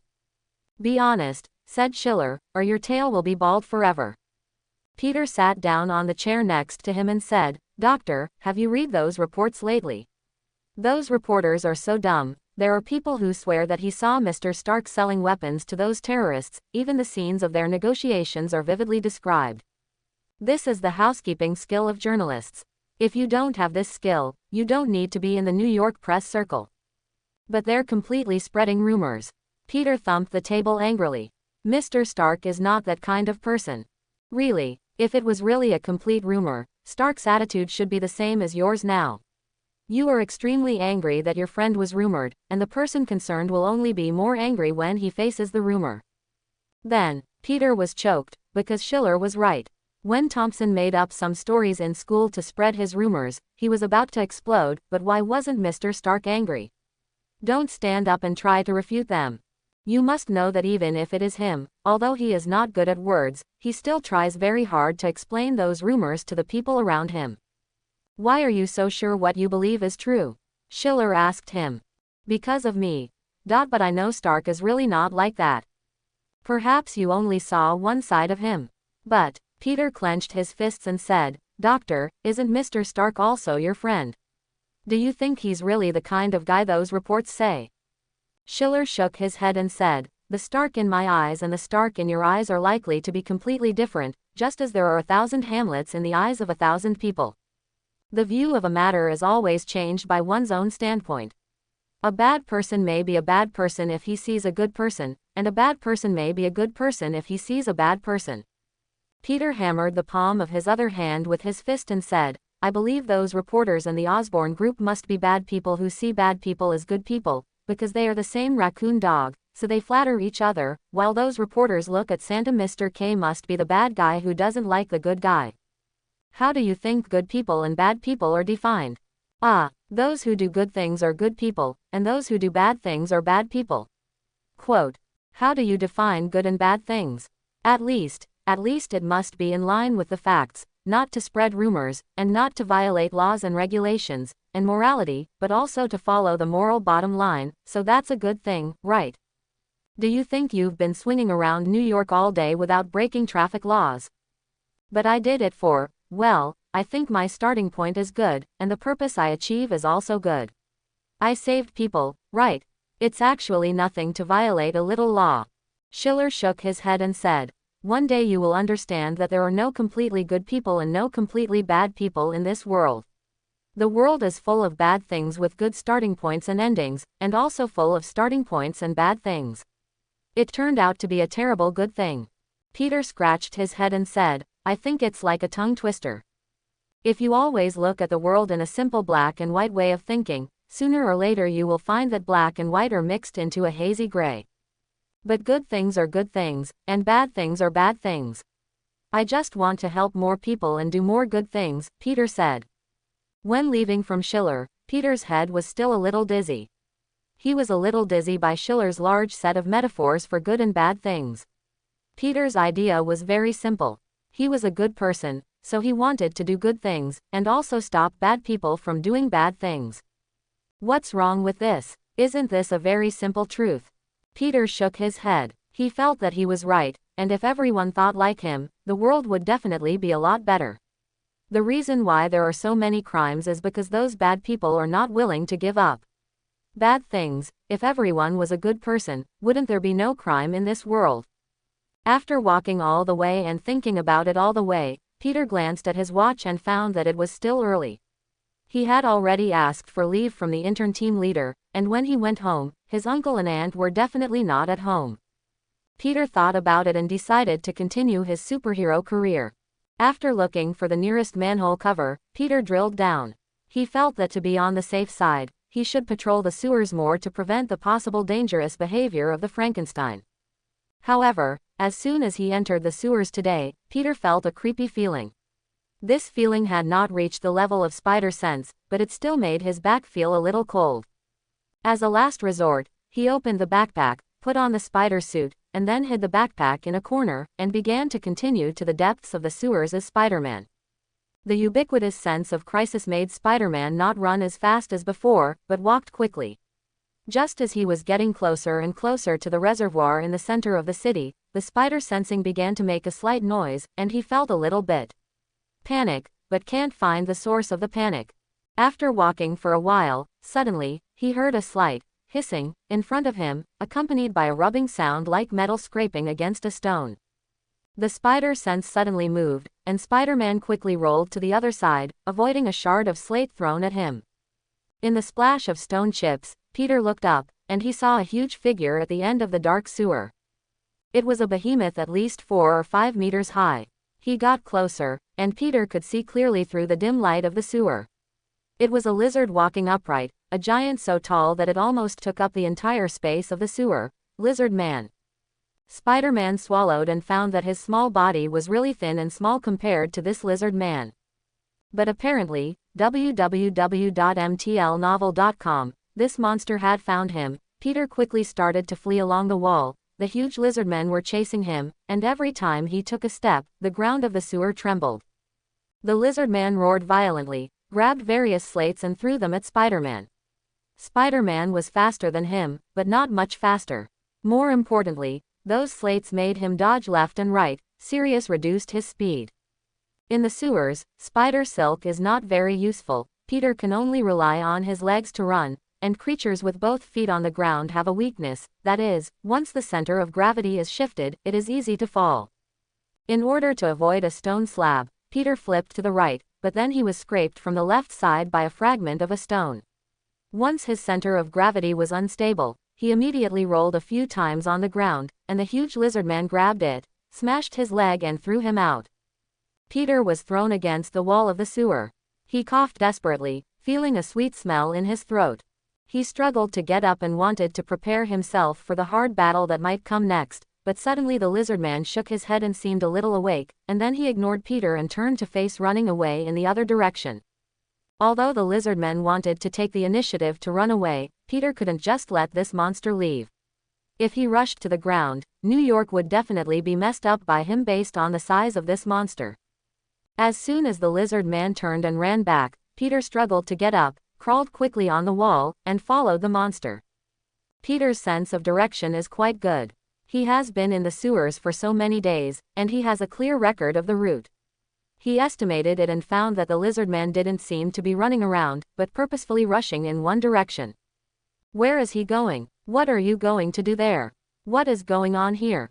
Then Peter remembered that in the maintenance point he went to the reservoir. Among the biological tissue samples he saw, there were lizard tails. Could it be the monster created by the mad scientist? The lizard man was running in front, and Peter was chasing behind. Maybe the scientist didn't know the size of the sewer. The monster he created was a little too big, so that he had to bow his head when he ran. The ceiling of the sewer in New York, although there are some more than 10 meters high, but some narrow paths, this lizard man can only bend forward. This gave Peter a good opportunity to delay his action. Taking advantage of the inconvenience of the lizard man, Peter blocked his legs with a spider web. Who knew that this monster seemed to retain some intelligence and was not tripped by the spider web? Instead, he shrank his body and stepped over. Peter failed to make another plan. He wrapped the spider silk around the lizardman's neck, trying to use inertia to bring him down, but the lizardman couldn't take him. Cut the spider silk and swiped Spider-Man out again. This time, Spider-Man also learned to be smart. When he landed, he rolled on the ground and stood up again. He found that he was very inexperienced in dealing with such a huge monster. After all, no robber and thief would have 4 or 5 meters high. Moreover, besides its claws, the lizardman's most important weapon also has the huge tail. As soon as its tail swept away, Peter was directly photographed on the wall. Spider-Man, who did not expect this monster to change his moves, was ruthless. Taken a blow and swept away. Fortunately, he had plenty of stamina and strong recovery ability, and after a while, he caught up with the lizardmen again. Peter found that to deal with this monster, he really had to lead it to the ground. Although the sewers were a little unfavorable to this huge monster, Spider-Man had no room to play. The space of the entire sewer was directly filled by this monster. He couldn't do it even if he wanted to surround it with spider silk. And as the monster's direction gradually became clear, Peter found that he seemed to be heading for the Stark building. Peter couldn't understand this better. He usually went to practice along this road after exploring the sewers. Peter couldn't understand what this monster wanted to do, but he knew he couldn't let this monster just rush to the ground and run to Stark building. Stark is in a very bad state now, maybe he is still drunk and sober. If the mecha cannot be driven, the hundreds of employees in this building will be in great danger. Just as Peter was thinking, this monster also found that he was advancing in the sewers. It would be better to run to the ground earlier, so he jumped up at the nearest manhole cover. Not having the size of the manhole cover at all, the lizardmen smashed through the road and rushed out, followed by Peter. Suddenly, a monster emerged from the ground, and the road was in chaos. The dozen or so cars behind slammed on the brakes, all of them collided, and a violent explosion sounded. Spider-Man wanted to go and save people, but he watched the huge monster stepping on the car and running quickly towards the Stark building. Peter really had no choice. He pressed the communicator on his wrist and said loudly, "Mr. Stark. Mr. Stark, are you there? Wake up. A lizard monster is heading towards you. Wake up." There was no response from the communicator. Peter scolded secretly, then called Steve. He said, "Captain, come and organize traffic. A monster ran past. It's on the main road east of Stark building. Come on, someone here needs help." Just as he was about to continue calling Schiller, he found that the lizard man in front jumped and fell directly into the parking lot around the Stark building. Peter had to hurry to follow. His spider web directly stuck to the glass wall of another building in Stark building, and then swayed down quickly, kicking the lizard man on the neck. The huge monster staggered, but used its tail for balance. He stretched out his hand to catch Spider-Man, but the Stark group building had 5 or 6 buildings in a surrounding structure, which gave Peter the best room for maneuverability.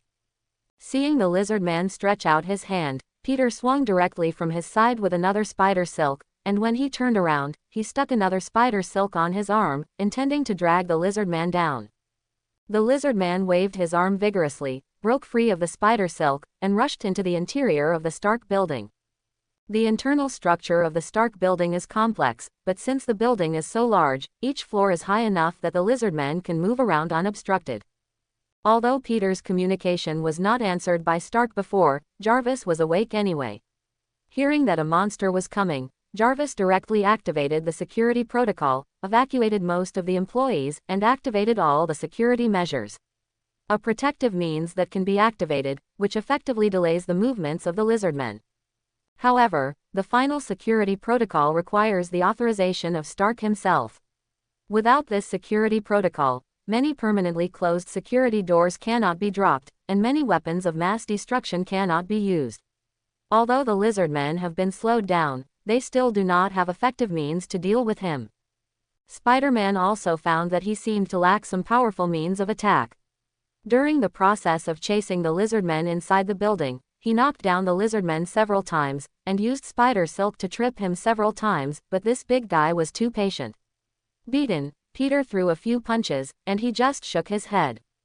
This monster seems to have the ability to recover beyond ordinary people. Peter cut off a section of his tail with the falling broken glass, intending to cut off his arm first. As long as there is no tail, it will be much more difficult for the lizardman to maintain his balance. As a result, before Peter could make the next move, the lizard man's tail quickly grew out. Peter swung his cobwebs up and down the ceiling, trying to use words to get the attention and keep him from climbing up. "Hey, big guy, where did you get your quick-acting glue? Look here, your spider dad will give you a hard kick, like this." Peter swung down again quickly, intending to kick the lizard man's chest. As a result, the lizard man learned to be smart. As soon as Peter swung over, he dodged to the side, grabbed Peter's caster a few times, and then directly threw Peter out. Peter knocked over a pile of desks and flew out along the glass of the floor-to-ceiling windows. Fortunately, he tumbled in midair, a spider silk stuck to the wall, swayed back from the broken window on the other side, and kicked the lizard man on the back. Although Peter has learned a lot of fighting skills from Steve, now he is only a little better than punching the king in 8 punches. He has learned to use spider silk to increase his mobility, and then use gravity and inertia to increase his strength. Although this tactic can't completely subdue the lizardman, it can really slow down his pace. After all, Peter's strength is strong enough. If one kicks the lizardman, he has to stumble, and then another punch will make the monster confused. For a while, the two ran and chased each other, advancing layer by layer. Under the interference of each other, the lizardmen finally climbed to the upper floors of Stark building, and Spider-Man shouted helplessly, "Jarvis, how long will Mr. Stark take? Can you hurry up? I'm activating the emergency wake-up means." "What emergency call?" Before Peter could finish speaking, an earth-shattering loud noise came from inside the Stark building. It was a rock music player with a volume of at least 100 decibels, and the huge sound waves shook both Spider-Man and Lizardman.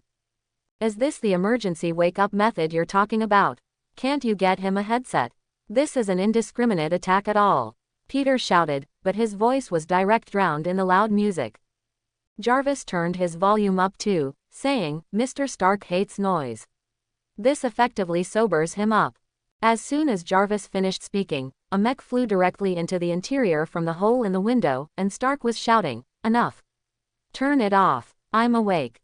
By the end of the music, Spider-Man, Iron Man, and Lizardman are all buzzing. Spider-Man hadn't recovered from his tinnitus, but he was still shouting, "Jarvis! I have to say, this is your most effective weapon."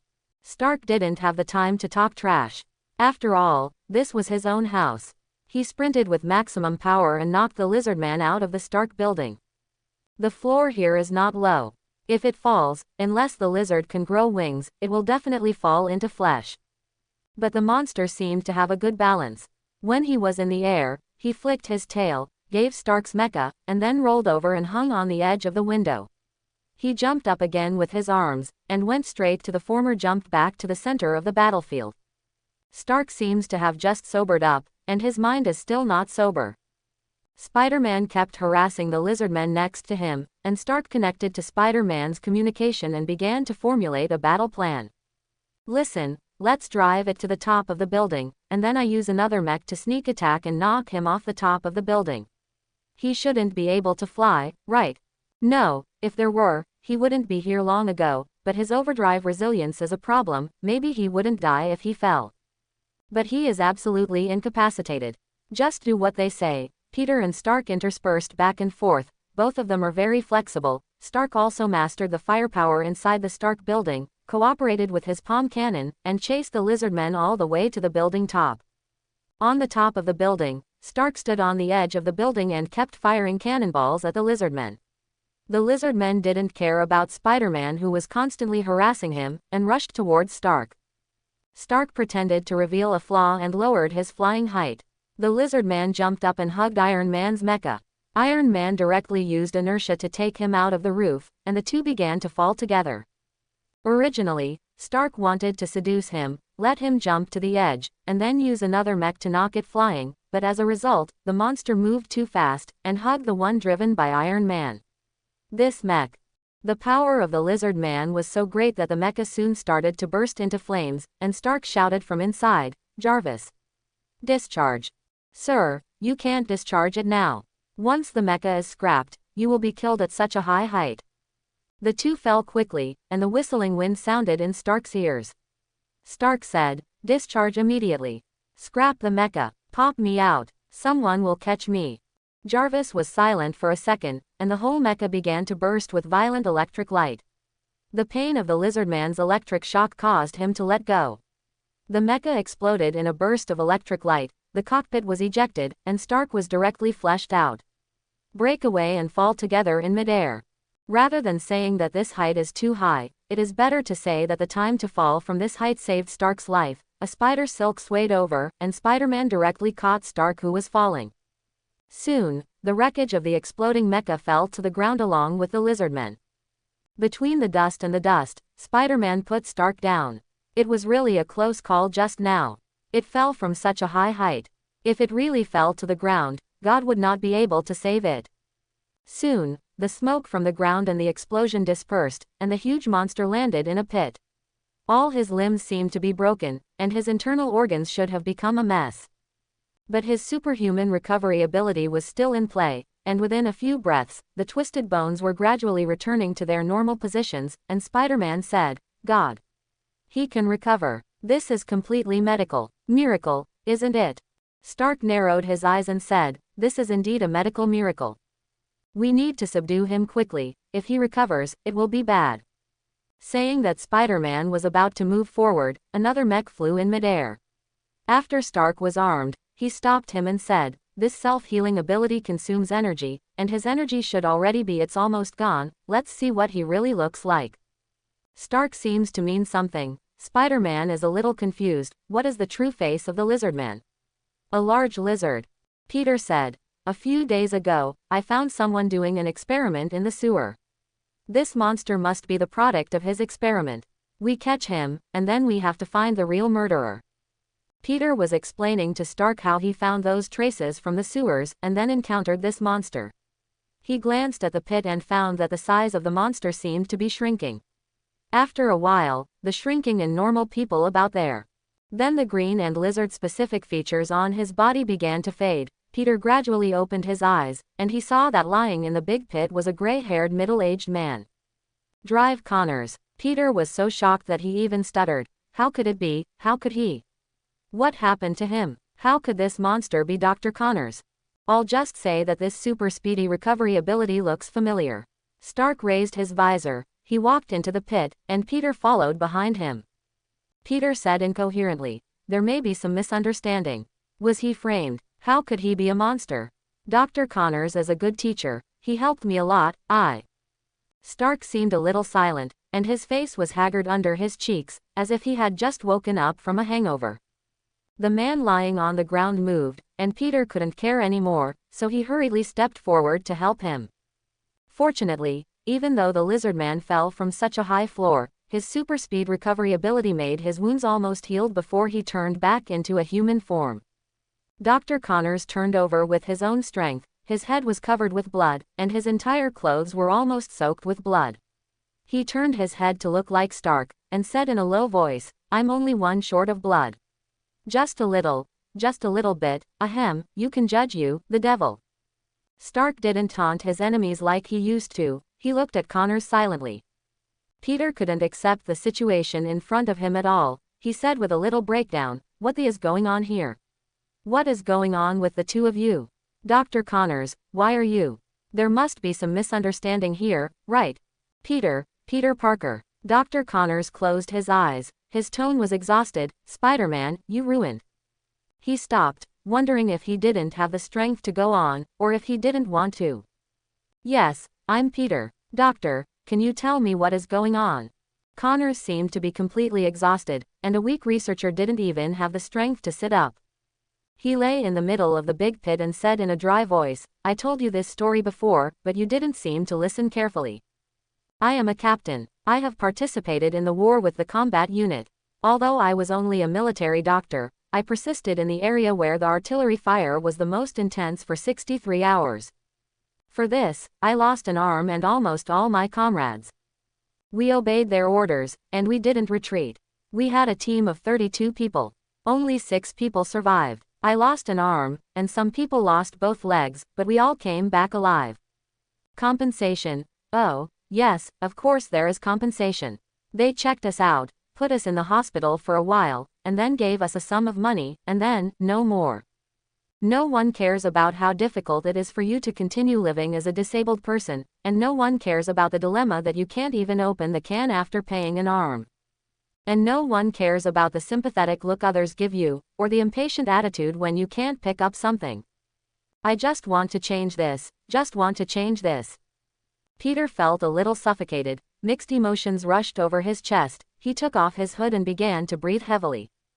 His eyes were flushed, and he said, "You've changed everything. We almost made it, and the recovery serum really worked. Yeah, just a little. I thought it was close, but then I found out that this point may be a high wall that can never be crossed." Dr. Connors' throat moved slowly. He said, "We were driven out like rats, and no one cared how much this research could make a difference to these scumbags at the bottom of society. Even if I am only a minute short of success, I will still be kicked out." He turned his head and looked at Stark with some godless eyes. he said, to be driven out by these devils who only care about their own interests and interests. It's not like that, it's not like that. Peter knelt down beside him and said, there's a misunderstanding here, I think I can. Peter's voice stopped abruptly. He took a deep breath, then covered his face. His breath began to shake uncontrollably, and when he found that Dr. Connors was gradually losing consciousness, he really broke down. No, wait, Dr. Connors. Dr. Connors. Just hold on and we'll save you. Peter didn't even know how he said such a thing. Obviously 10 minutes ago, he wanted to destroy this monster immediately. Now things are very clear. Stark is under pressure from the military. He terminated the medical technology research and development in cooperation with the military, so that the ultra-fast recovery serum project carried out by Dr. Connors could not be completed.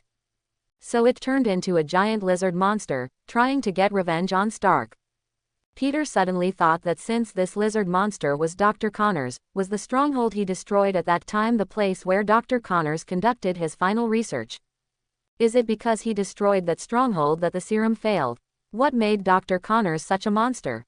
A suffocation engulfed Peter. Why? Why is this happening? He clearly just wants to do good things. This feeling of utter helplessness was a pain Peter had never experienced before. Obviously, Dr. Connors is a good person. He and his comrades died for the country. After being treated unfairly, he still actively participates in scientific research and wants to improve the lives of these people through his intelligence. But Mr. Stark is also a good man, and it wasn't all his fault to stop the cooperation of the medical project. He defeated the lizard monster and saved the rest of New York. Peter feels that he is also a good person, and he clearly took the first action when he saw some possible dangerous situations. But now, www.mtlnovel.com, Dr. Connors is lying in the big pit, covered in blood. His life and death are unknown. Stark is standing there silently. He seems to regard all this as a kind of punishment for facing the crime, for this reason tormented. Peter felt a tremendous amount of pain, even more so than when the sharp blade slashed his chest. On the way of his studies, the teacher who carefully taught him, and the senior who provided him with battle clothes and protection, and taught him all kinds of knowledge, the two of them faced each other. Peter didn't know who to help. It was like a double-edged sword that he held and stabbed them in the chest at the same time, tears almost soaking the collar of his spider suit. Peter stood up. He was facing another sunset, and in a trance, he remembered what Schiller told him, there is no black, no white, just a hazy gray fog that can't be seen clearly.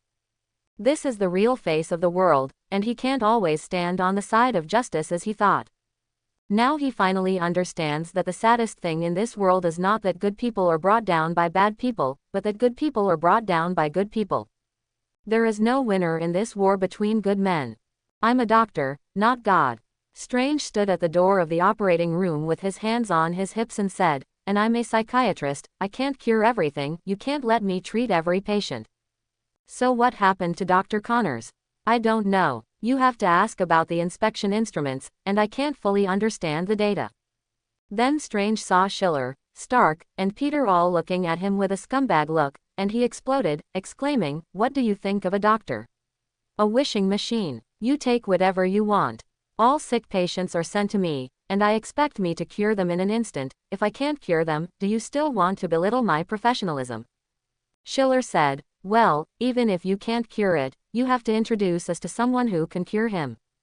Strange rolled his eyes and said, judging from his current state, you might as well go and pray to God. I hope you can save him. I can pay a lot of money for it, Stark said. What kind of money do you only ask for? I know you're a rich man, but not everything in this world can be solved with money. You send a half-dead body here, what can I do? Listen, you'd better do this quickly. Stark took a step forward and pointed his finger at Strange's shoulder. His tone was very aggressive, and Strange was also very unhappy. He pushed Stark away and said, ha, you are counting on everyone. Is it the lackeys of you rich people? When he said this, he glanced at Schiller. Schiller was not doing well. Stark broke out first. He directly raised his fist and punched Strange, and Peter rushed to stop him. Hey, calm down, Mr. Stark. Calm down. Strange was beaten and bent down. He touched his nose, and a little blood sticked to his hand. He scolded him in a low voice, and Schiller directly held his shoulder, and then pulled he left. Strange didn't want to leave, but Schiller's strength was too great, and he was dragged and dragged out of the corridor by Schiller. As soon as he turned the corner, Strange said loudly, "What are you doing? Do you think I can't beat that arms dealer? Didn't you notice that his mood was a little abnormal? Are you going to fight with a lunatic here?" Strange sighed and sat down on the chair next to the hospital corridor, and said, "I really don't understand why you are here to trouble an ordinary person. You either have money or you have those weird little tricks. Why is it in my life?" Schiller opened his mouth, but still didn't say it. He couldn't tell Strange that someone was staring at your arm right now. On the other side, Peter was trying to appease Stark. He felt that Stark was a little too cranky. He was not like this in the past. Although Stark is sometimes hypocritical and vicious, his temper is not bad. He doesn't explode at a moment. He can communicate calmly most of the time, but now Stark doesn't know why he looks so irritable. Peter grabbed one of Stark's arms and wanted to turn him around. Stark grinned and waved his arm fiercely, and Peter was pushed away. Peter stared at Stark's arm in surprise. Even if he didn't use much power, he was already much stronger than ordinary people. Iron Man without mecha should be just an ordinary person. How could he push it away? Spider-Man who already has the power of spider mutation. Peter was a little confused, but he felt that Stark was very wrong. He took a few steps back, saw Schiller beckoning to him around the corner. Peter glanced back at Stark again, but eventually turned and ran past. Stark stood there and shook his head violently, leaning back and forth from time to time, as if speaking to the air.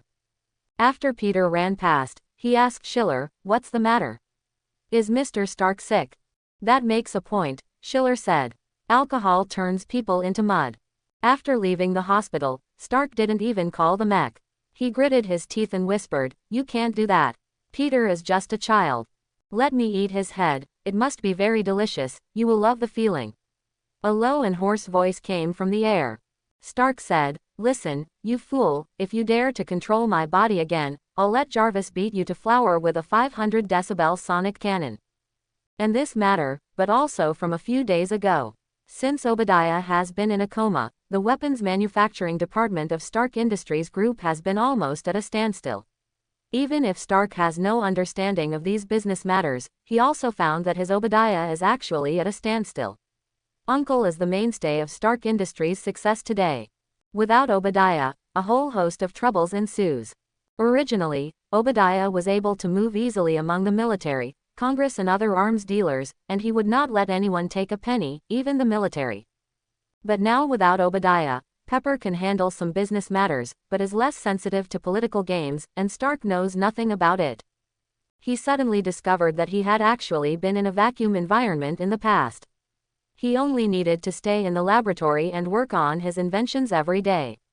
The waves of those treacherous struggles did not affect him at all. But now without Obadiah, Stark has to deal with it all by himself. Stark does have a genius brain, but his brain doesn't turn in that direction at all. The military puts pressure on him in various ways, and there are not many measures Stark can take. For a while, he would not be able to understand the intricate relationship between the various forces. Even if his ingenuity allowed him to learn this sooner or later, he was still in a hurry at the beginning. The military eyed this opportunity, and they acted decisively. They used the war of public opinion to make the Stark Group fall into the situation of being attacked by the enemy. Stark was under a lot of pressure, which was completely different from the feeling that the experiment couldn't be done or the invention didn't go well. He couldn't even find an outlet to vent, so he could only do his old job, smoking and drinking. Various extreme emotions piled up in his mind, and this strong emotion just caught the attention of a homeless alien. Symbiote Venom, a special symbiote who was the first to break away from the symbiote's mother, the gifted child of the symbiote. As we all know, this race will be attracted by all kinds of intense human emotions. Originally, Venom was attached to an ordinary reporter who had just divorced, but when this reporter interviewed Stark, Venom discovered that the person in front of him, his body, those emotions and the enchanting scent emanating from his brain made Venom simply irresistible. So, the daring symbiote took advantage of the reporter's opportunity to put the microphone on Stark's face, and instantly escaped from the original host's body, and then ran to Stark. At the beginning, Stark didn't find any clues. Venom is an experienced symbiote. When he first parasitized the host, he would be silent for a period of time to avoid causing the host to resist too strongly. But soon, Stark began to feel that something was wrong. He was not an ordinary person. He had a brain cursed by knowledge. He keenly felt that his intense negative emotions were being channeled out, which made him even crazier. Begin to use alcohol to numb yourself to make sure those emotions don't flare up and hurt others. Jarvis also used some data to implicitly remind his master that his mental state and personality were beginning to shake, meaning that Stark must have fallen into a strange induced state. This state did not last long. At that time, the lizardmen broke into the Stark building, and Jarvis had to use emergency wake-up measures to wake up Stark, who had been hungover all night, but in fact, Stark was not woken up by Jarvis. Instead, he was woken up by the symbiotic venom in his body that screamed because of the huge sound waves. Only then did Stark discover that his feeling of being in control actually came from a mysterious alien creature parasitizing into him. The sound waves played by Jarvis made the venom run wild in Stark's body, and Stark discovered the true face of this alien creature, a black mud. Then he discovered that this alien creature has intelligence no less than that of a human being, not only able to communicate with him, but also claiming to have all his personality and memories. Indeed, Venom said so. He said so to every host, because it can reduce their vigilance very well, and he will repeatedly emphasize the fact that the symbiote and them are of the same mind to the host. In fact, to a certain extent, what he said is true. Although this race is not very good in appearance, it looks sticky, but in the comics, they are not an evil race. www.mtlnovel.com was produced it as a natural blank sheet of paper. They are more similar to inert races, and they cannot devour and obliterate the host's personality very strongly, but take a gentler way to parasitize them. The host and the symbiote are more like partners, rather than controlling and being control relationship. The army of symbiotes scattered in the universe also parasitized many races. They helped these aliens gain stronger physical power, but most of them chose races with high intelligence. This is because they need the independent personality of the host to provide them with emotional energy, which is the basis for their survival. Instead of directly turning all kinds of intelligent creatures into no thinking ability like some evil parasitic races zombies, symbiotes can't do this. If their hosts can't think, then they have no food to eat. Venom also knows this. If it can't win the trust of the host, it can only stray and starve every day. In his opinion, Stark is simply a perfect meal ticket. Stark, who is in a low period, changes a lot of emotions every day, and Venom can get a lot of energy every day.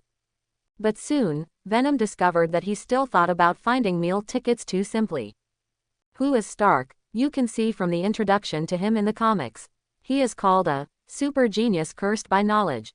In the comics, he has the 8th infinity gem in the universe, the curse of knowledge, which can be completely completed in just one day.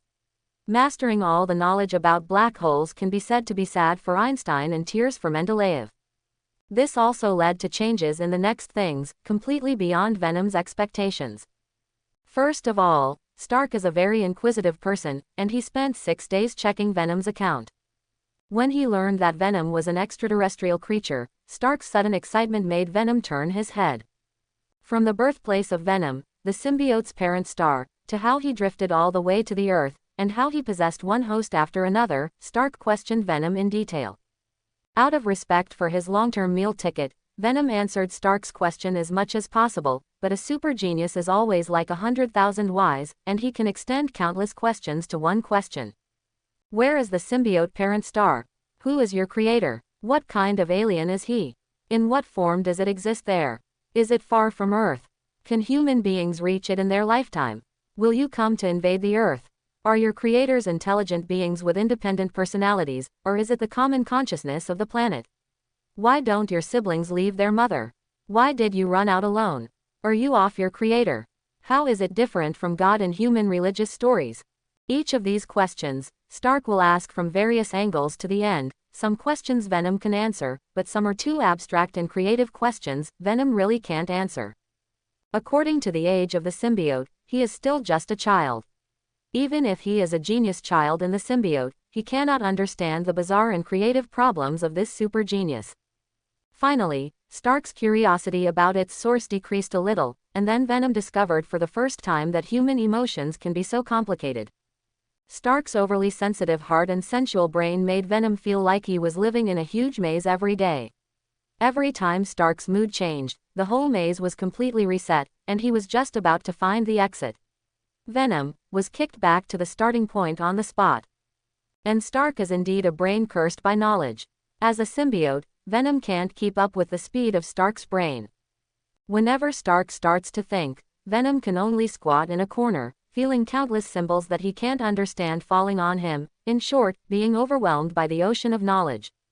What's more terrifying is that Stark frantically resets the maze while letting the ocean of knowledge release water like a flood. In these two states, he jumps repeatedly at a speed that the Venom cannot react to, and the Venom will be kicked by the maze. Will be washed a somersault by the sea. All sentient intelligent creatures have requirements for their living environment, and symbiotes are no exception. If living in the body of an ordinary person is like living in a matchbox, which is narrow and stuffy, but still relatively quiet, then living in Stark's body is like living in a place full of countless storms and on the dangerous planet of lightning. Although the place is big enough, life here is so exciting that Venom can't even rest for a moment. Originally, the symbiote and the host are of the same mind and can feel his physical and emotional changes all the time, which is the unique talent of their race and the basis for their survival, but now, this talent has brought a huge amount of venom to Venom. Trouble: with people like Stark, Venom has to endure a life full of dangers like a primitive jungle adventure. Stark is like a mystery that no one can solve. The external performance is only 1/10,000th of his, and the inner part full of infinite philosophical thinking and wisdom is enough to drown any outsider who tries to pry into his heart, including this one. Symbiote. The first emotion Venom learned from Stark was tiredness. This was not because of Stark's tiredness, but because of Stark's symbiote. It was really tired. What's more unfortunate is that Stark is in a low period of great pressure at this time. He can't solve this pressure, so he has to find a way to find something to do for himself to divert his attention. At this time, an intelligent creature that could communicate with him happened to appear in his body, or an alien with a special talent. This is simply a sleepover and a pillow. Is there a better experimental subject than this? Stark regards Venom as his second personality, can share the same brain power with him, and can fully understand him. This is really great. Originally, when Stark wanted to share his genius ideas, he couldn't find a good candidate. Peter was too young to put too much pressure on him. Schiller's level was startled, and he could only screw the light bulb. It turned out that he still had Obadiah to show off his new invention, and now that Obadiah is gone, Stark's overwhelming desire to share poured onto Venom. When Stark didn't sleep at all and told Venom about high-energy physics in his head for 3 whole days, Venom learned the second emotion, which is panic. Is this something a symbiote should learn? This genius scientist is eager to teach all the knowledge he knows to another self, so that he can really discuss various invention ideas with himself, and he has a real soulmate who can fully understand and appreciate him everything of. Stark is in a state of emptiness and an urgent need to vent. There is an upper limit to the acceptance of the symbiote at all. He never thought that even with brainwave communication, you can't let a child overnight to learn the essence of human knowledge. Venom is really about to collapse, just like the student who was clearly ignorant and was put in the advanced math class. The third emotion he learned was regret, that is, very regret. Venom would not. Stark also scolded him. Venom was wronged, and Stark felt that he had nothing to be wronged. What's so hard about this? Can't you see my memory? Isn't that an open book exam? You can't even take an open book exam. What scum are you? For a symbiote with top learning ability, it is not difficult to learn physics and mathematics. What is difficult is to keep up with Stark's unrestrained creativity and invention ideas that are closer to philosophy and metaphysics. 99% of the effort is not difficult. The hard part is that 1% inspiration. The leaping nature of Stark's thinking cannot be fully understood even by symbiotes. Venom has been suspicious for a long time. Is Stark really human? How can a human being be so complicated? You have to say that Stark is only high in IQ, but his character is still very bad. Stark left the hospital and was walking on the road, finally not having to stay with Stark in the laboratory with the Venom kept mumbling in his mind. Let's go eat a human head, just eat one, and bite them off in one bite. The brain must be delicious. Has anyone told you? The brains of ordinary people are like zombie meat that hasn't been quarantined. You can't eat this unsafe food. Venom came with a suspicious emotion. You have to eat a healthy diet, just like me, don't you know? Ordinary people's brains don't turn much in this life, like rotting fish without any preservative treatment. Taste. Taste is important. Understand, I will never allow you to contaminate my genius brain by devouring that zombie meat. Forget it, I know that you aliens have never eaten anything good, but you are actually interested in the brains of ordinary human beings, a mass of meat composed of water and protein. There is no genius idea in it that can change the world like me. Eating this kind of thing, does your symbiote race pick up garbage for a living? Venom sent out a series of extremely violent and angry brain waves, and Stark didn't realize it, and continued to say with disgust, do all aliens have such tastes? Or do human brains count as good in the universe? Then how stupid are other aliens? Are humans the only ones with brains in the entire universe? I can't believe how scarce resources are there for a race that treats ordinary human brains as delicacies. Do you want some cheese balls? You can also bring back some of the Earth's specialties for your poor brothers and sisters, I pay.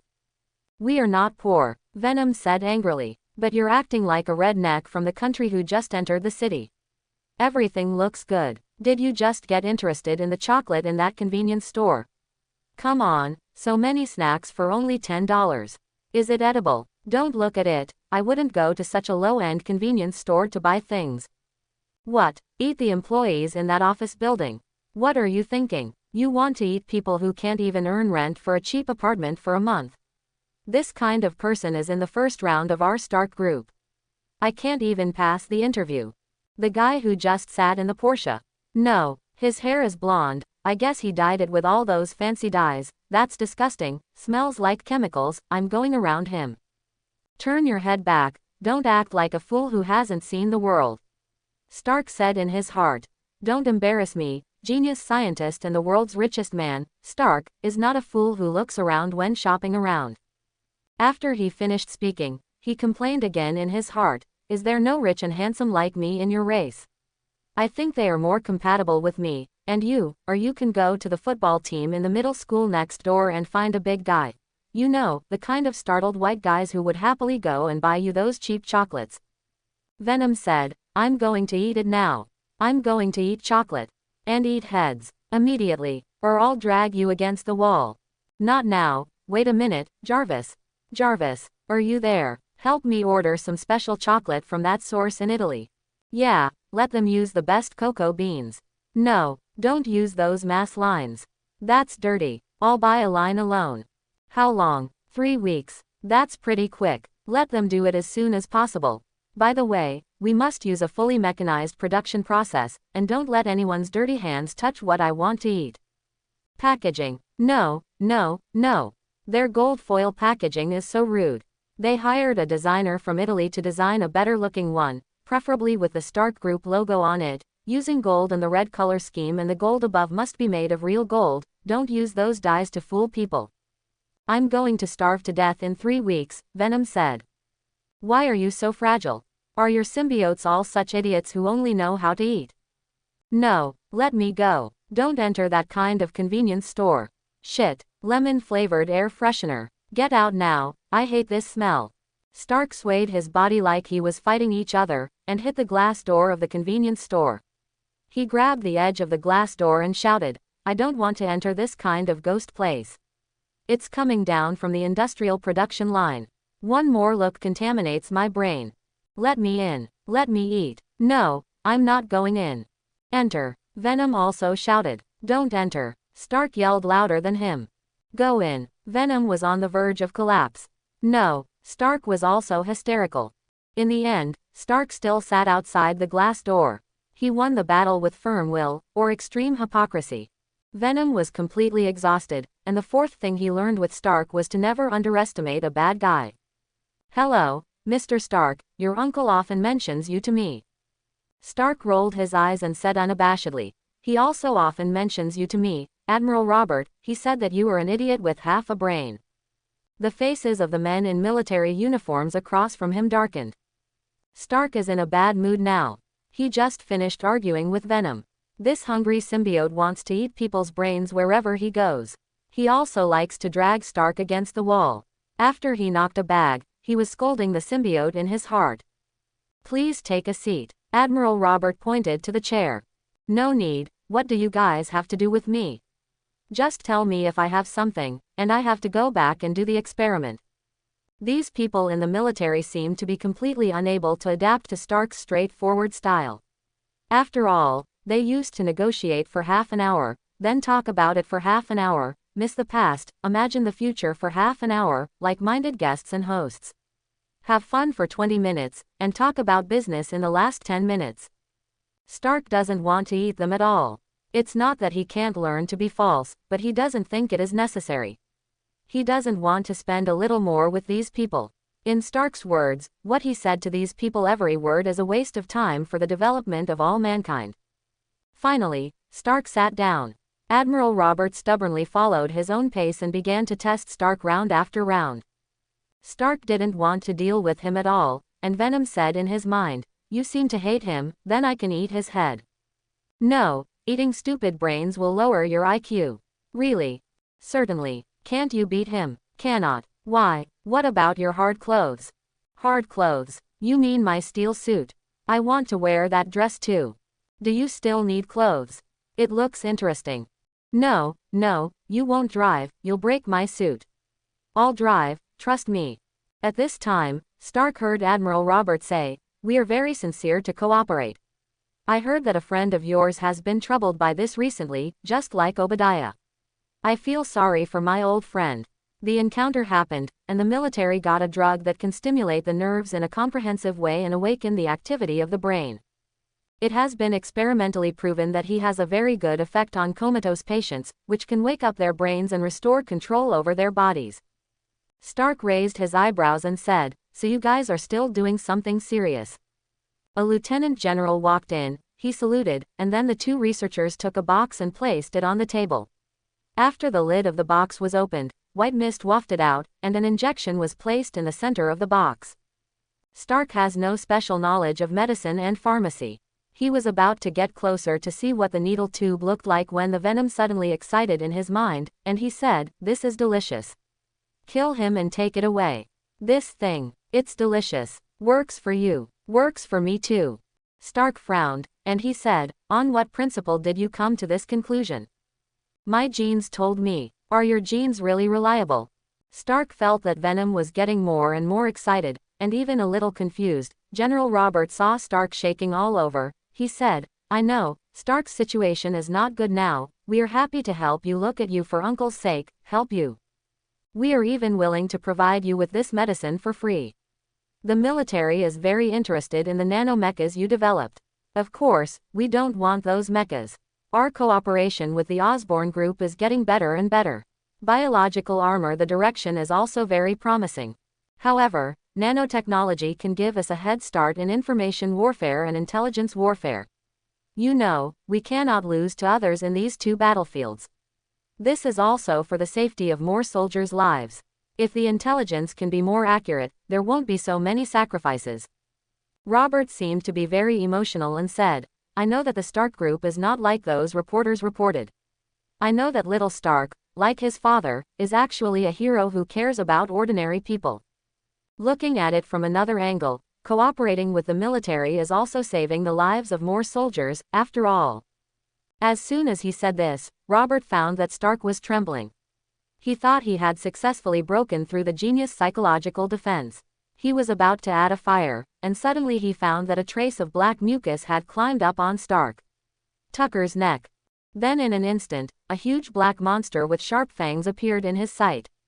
The venom swallowed Admiral Robert's head in one bite, grabbed the box containing the potion, and broke through the window directly. This kind of change made no one expect that Stark was sitting there in the first second, and the next second, a cloud of mucus covered his whole body, turning it into a black, nearly 3 meters high, monster. This black monster had a bright red tongue and a mouthful of sharp fangs. It bit off the head of an admiral and stole the potion. The others were in a mess, but soon, several helicopters caught up with the running figure of Venom. Venom jumped so fast on the roof that even the strafing of the helicopter machine gun could hardly hit him. Until he ran to an open space on the outskirts of the city, Venom stopped and threw a stone directly at one of the helicopters. The unlucky guy was hit by the propeller and fell down with smoke. The other helicopter also ran out of bullets, only daring to fly in the distance, not daring to approach. After a while, the armed forces arrived at the scene, and the battle between Venom and Stark for body control slowed down the escape, and Stark desperately used his willpower to suppress the overexcited Venom. Finally, Venom woke up a little and returned to Stark's body. Stark became an ordinary person, but what he faced was the armed forces surrounded by layers. Watching Stark change back to an ordinary person, their commander did not take it lightly, and a few warriors dressed in some special clothes came up. Stark saw that they put on the mecha, but this mecha was created by the technology provided by Stark to the military before, which seemed a bit old and outdated. As for Stark, he directly took out a cigarette, and a new and beautiful armor was armed on him. He made a mocking gesture with pride and said, "These old-fashioned people who stole from me. It's better to take it back and wear it for your grandfather. It's better than a crutch, isn't it?"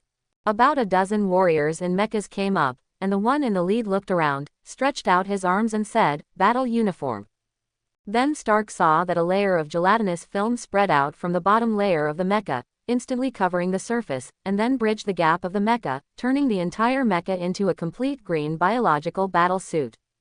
Stark was instantly furious. "You dare to insult my achievements with Osborn's stupid methods." Stark has never felt so angry before. Even when the military used public opinion to smear him and came out as a good person, he never felt so angry.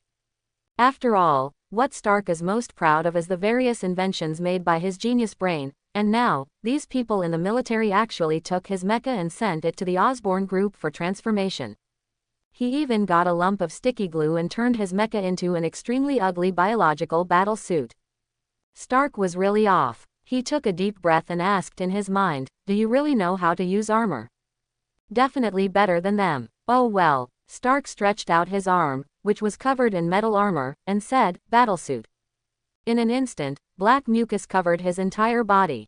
Unlike those sticky and soft glues, the black mucus is like a powerful big net, directly wrapping every part of the battle suit. However, the nano suit was not covered by these mucus, but was disassembled in an orderly manner by these mucus, turned into a new shape, and covered the surface of the black monster's body.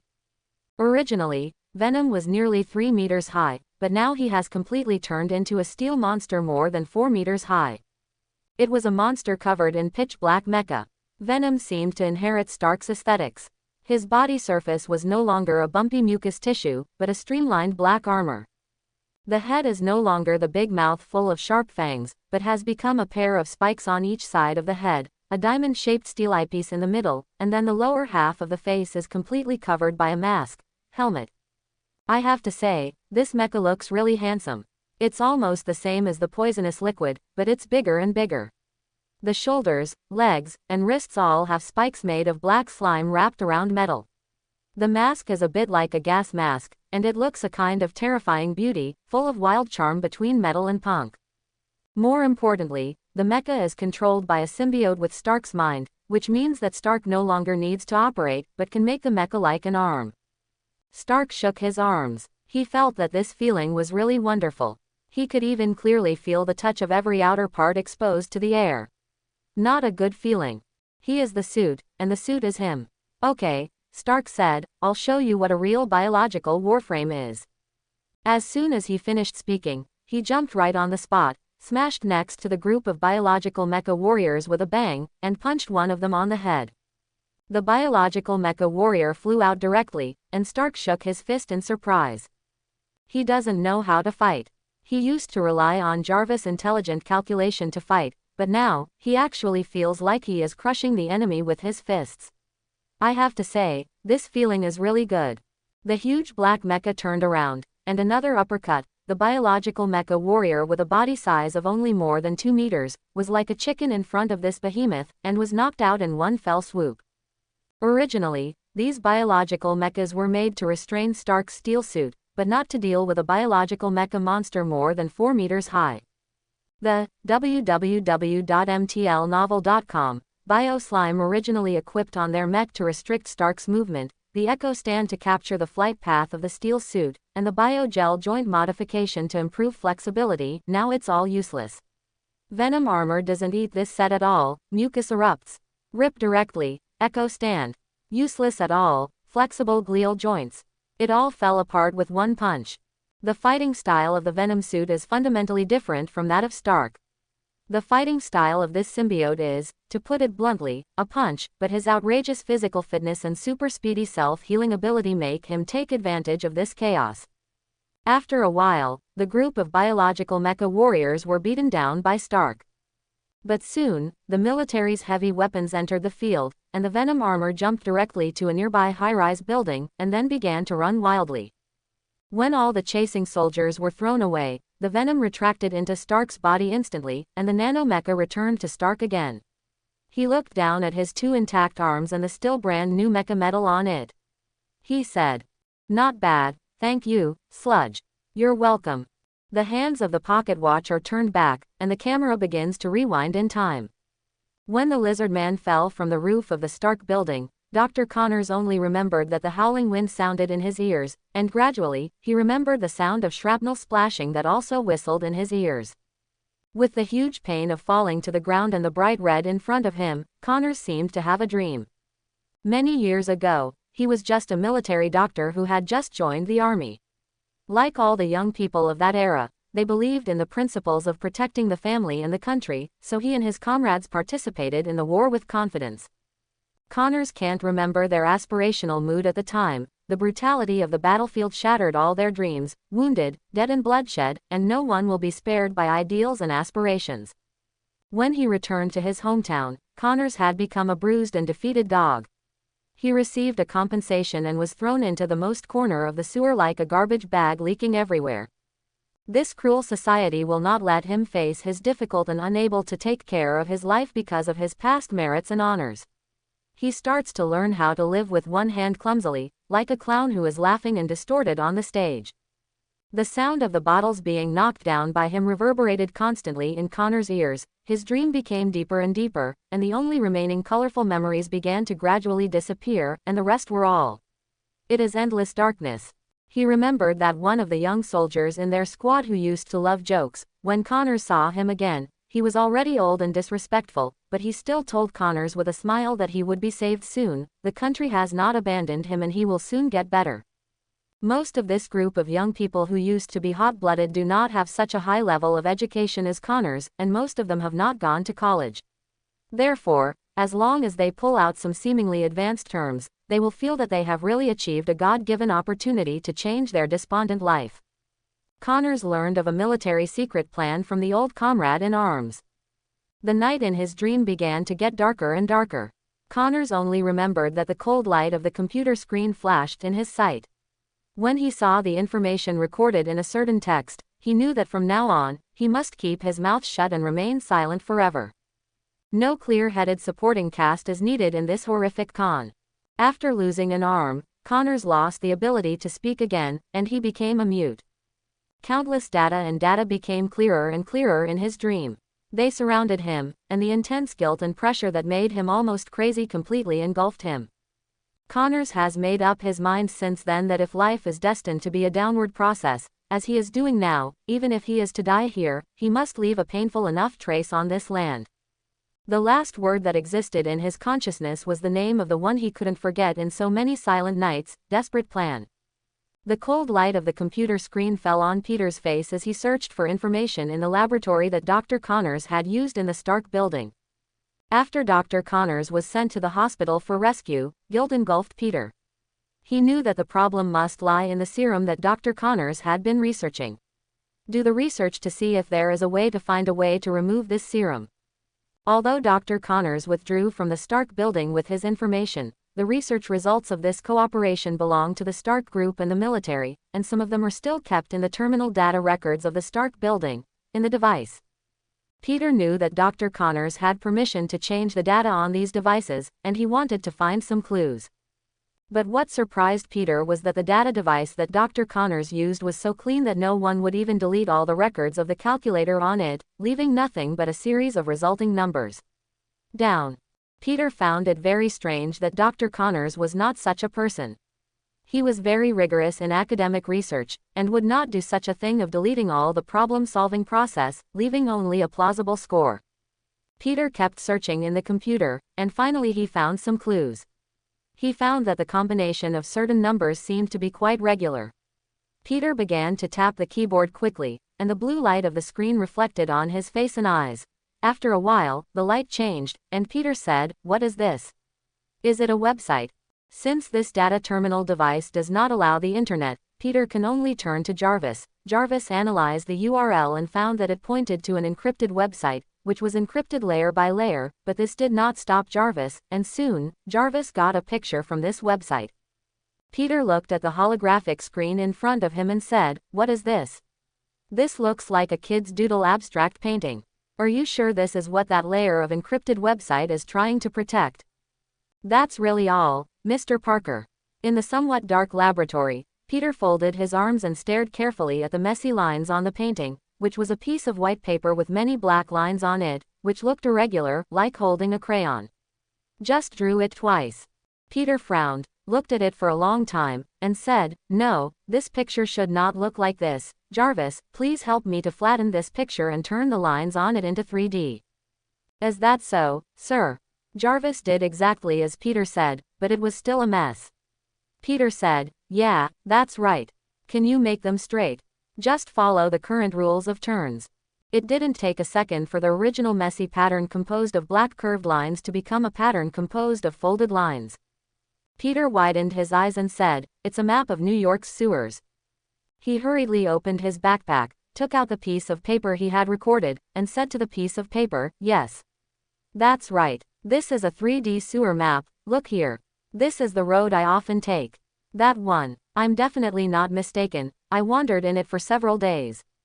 "But what's the point of that? Why is Dr. Connors hiding this picture? If someone just wandered around the sewers for a few days, they should be able to come up with this route, right?" Peter scratched his head, and he continued to look at the pattern, then turned it around, and then looked down at the line he got. Quote. "No, there seems to be a few wrong roads here, like here, it should be turned right after going down a staircase. Why is it showing a left turn? There is no manhole cover here. This is where several routes intersect. That reservoir. Drive Connors is pointing at that reservoir. But what's there? That laboratory. But..." Peter thought for a while, quickly put away the map in his hand, and put on his school bag. He said, "Jarvis, keep in touch with me at any time. Maybe I need your technical support later." "No problem. Mr. Stark has opened the vast majority of technical support permissions to you." Peter quickly ran out of the Stark building with his school bag in hand, found the nearest manhole cover and drilled in. He walked quickly through the sewers, and soon came to the reservoir where he burned the laboratory before. Open the door of the maintenance station, where there are still scorched traces. Peter realizes that something is wrong. Although this maintenance station looks like an evil laboratory, it is only a look. Peter did not find it here any useful information. On the contrary, there are specimens of various things, and even some unknown organ specimens. Peter, as an insider, knows that many times biological experiments are not like playing with corpses as ordinary people think. These are soaked specimens that have been around for a long time or of no use at all. Now that he knows that this laboratory is the work of Dr. Connors, it is even more strange. Dr. Connors is also an expert. How can he put a bunch of equipment and specimens that are not used in experiments at all, carefully placed here, as if it's designed to make people feel like this is a biological laboratory? Everything here seems to be for laymen, fulfilling their fantasies about some evil scientist. Peter didn't know that the owner of this place was Dr. Connors before, and he didn't pay attention to this kind of wrong, but when he came here again, Peter recalled the scene in the laboratory he saw at that time. Compared to a real biological experiment, the room is more like a stage that has been carefully arranged. Peter is getting more and more confused. If this is not where Dr. Connors actually conducts experiments, then why on earth is he hiding a clue here? What does it mean? Peter rummaged here relentlessly, fumbling for possible secret doors on the walls and floors, but he found nothing. Peter left the maintenance station a little disappointed. He suddenly found that the moss at the entrance of the maintenance station had also been cleaned, and some white powder was left in the corner. Peter began to think quickly. He remembered that there were some places on the way. The moss has been cleaned, but not in some places. He ran a few steps forward and saw a corner, which also left traces. Peter walked along the artificially processed traces and found that on the same road, there was a descending staircase on the same road. This trace, but not on the way forward. Peter followed the traces of the moss disappearing all the way, and finally, these traces led it to the end of the sewer. There is also a service station there. Reading www.uakanshu.com. The door of this maintenance station is not locked, and it has been abandoned for a long time when you see it inside. After all, this is the bottom part of the New York sewer, and it is a real place where the sun does not see the light. Peter opened the door, and what was in front of him was an ordinary maintenance station, piled with some messy boxes, and cleaning tools that no one had used for a long time, which looked like something from the last century. Peter waved his hand in front of his face to disperse the dust. He opened all the boxes, and at the bottom, found a box with an unknown object. Opening the box, there was a device that Peter had never seen. It was a square black device with an antenna. Peter took out his phone and took a picture, then called Jarvis, who soon told him, "This seems to be an old data terminal plus signal transmitter, although the version is old, but the power is still good." "So what's here?" Peter asked. "You can take it to the Stark building, and I can do the physical cracking." So Peter put the data terminal in his bag and left with it on his back. In Stark building, a data cable is plugged into the terminal of the equipment. Peter is fiddling with a computer. Jarvis said, "Data transfer completed, 3%, 2%, 1%. The computer screen on Peter's side lit up, and Peter said, "I got it. Let me see. God, what is this?" Countless data and data appeared in front of Peter's eyes, and he said incredulously, "What is this?" "This seems to be the file of some soldiers. Lawrence, 35 years old, lost both arms, experimenter no. 3022. Someone's experimenting with these retired disabled soldiers. Oh my God, wait, what is this? Desperate plan." Peter started typing on the keyboard quickly. The light of the screen kept flashing on his face. Peter kept browsing. His face began to get worse and worse, and even became a little pale. "Mr. Parker, there is a problem with your heart rate monitoring. Please stop immediately and take a deep breath." Peter put down his hands. He took a few steps back staggeringly, then he swallowed and said dryly, "We may have discovered a big secret." Then he shook his head from side to side, looked around, and Peter said, "Jarvis must make sure this device is not connected to the internet, protect the data here, and I'll be back in a while." It could be heard that his voice was a little trembling and he looked very nervous, but he still tried his best to calmly arrange everything, then took his school bag and left the building. When Schiller saw Peter, he had never seen Spider-Man with such a bad complexion. Although Peter used to stay up late at times and looked a little haggard, but now his lips have almost lost the color, and his body is shaking a little, and he looks a little helpless. Before Schiller could speak, Peter said in a jumbled tone like he was reciting lines, "Listen, doctor, let me finish first. I'm afraid I won't remember it later. Just now, I got all the information about a secret plan from Dr. Connors, but I can't copy them out or write them down with anything, because it's too scary, and once it gets out, the consequences are unimaginable. Quote. So now I can only dictate this plan to you. Its name is the Desperate Plan. It is a plan prepared by military Tartute officers and a series of high-level officers led by General Robert." Peter was reciting the material as soon as he heard it, but because of his extraordinary memory, he recited it very smoothly, and he continued, "This is a plan to stimulate the human body's super speed recovery function and create a super soldier. Their plan goal there are: wounds heal quickly, severed limbs regenerate, muscle restrictions are lifted, and every soldier becomes a super soldier without pain and emotion." Quote. Right now, the program is still in the early stages, but 16 soldiers have been tested, all of whom are veterans who have lost limbs or been seriously injured on the battlefield. 3 of them are Dr. Connors' comrades in arms. Drive Connors has been in contact with the military because of his achievements in biology and bionic technology, but he has concealed his computer training from the military, and therefore, he is cooperating with the military, stole most of the information on this plan. It is because he wants to save these soldiers that Dr. Connors has been researching lizard serum. He has no ability to stop the military from continuing this plan. He just wants to use his research results to turn these soldiers into healthy ones in advance. Normal people, so that they can be exempted from participating in this experiment. Judging from the research progress report of this project, Dr. Connors is a step late. This group of disabled soldiers has already received the first injection. Dr. Connors will be eager to complete the serum.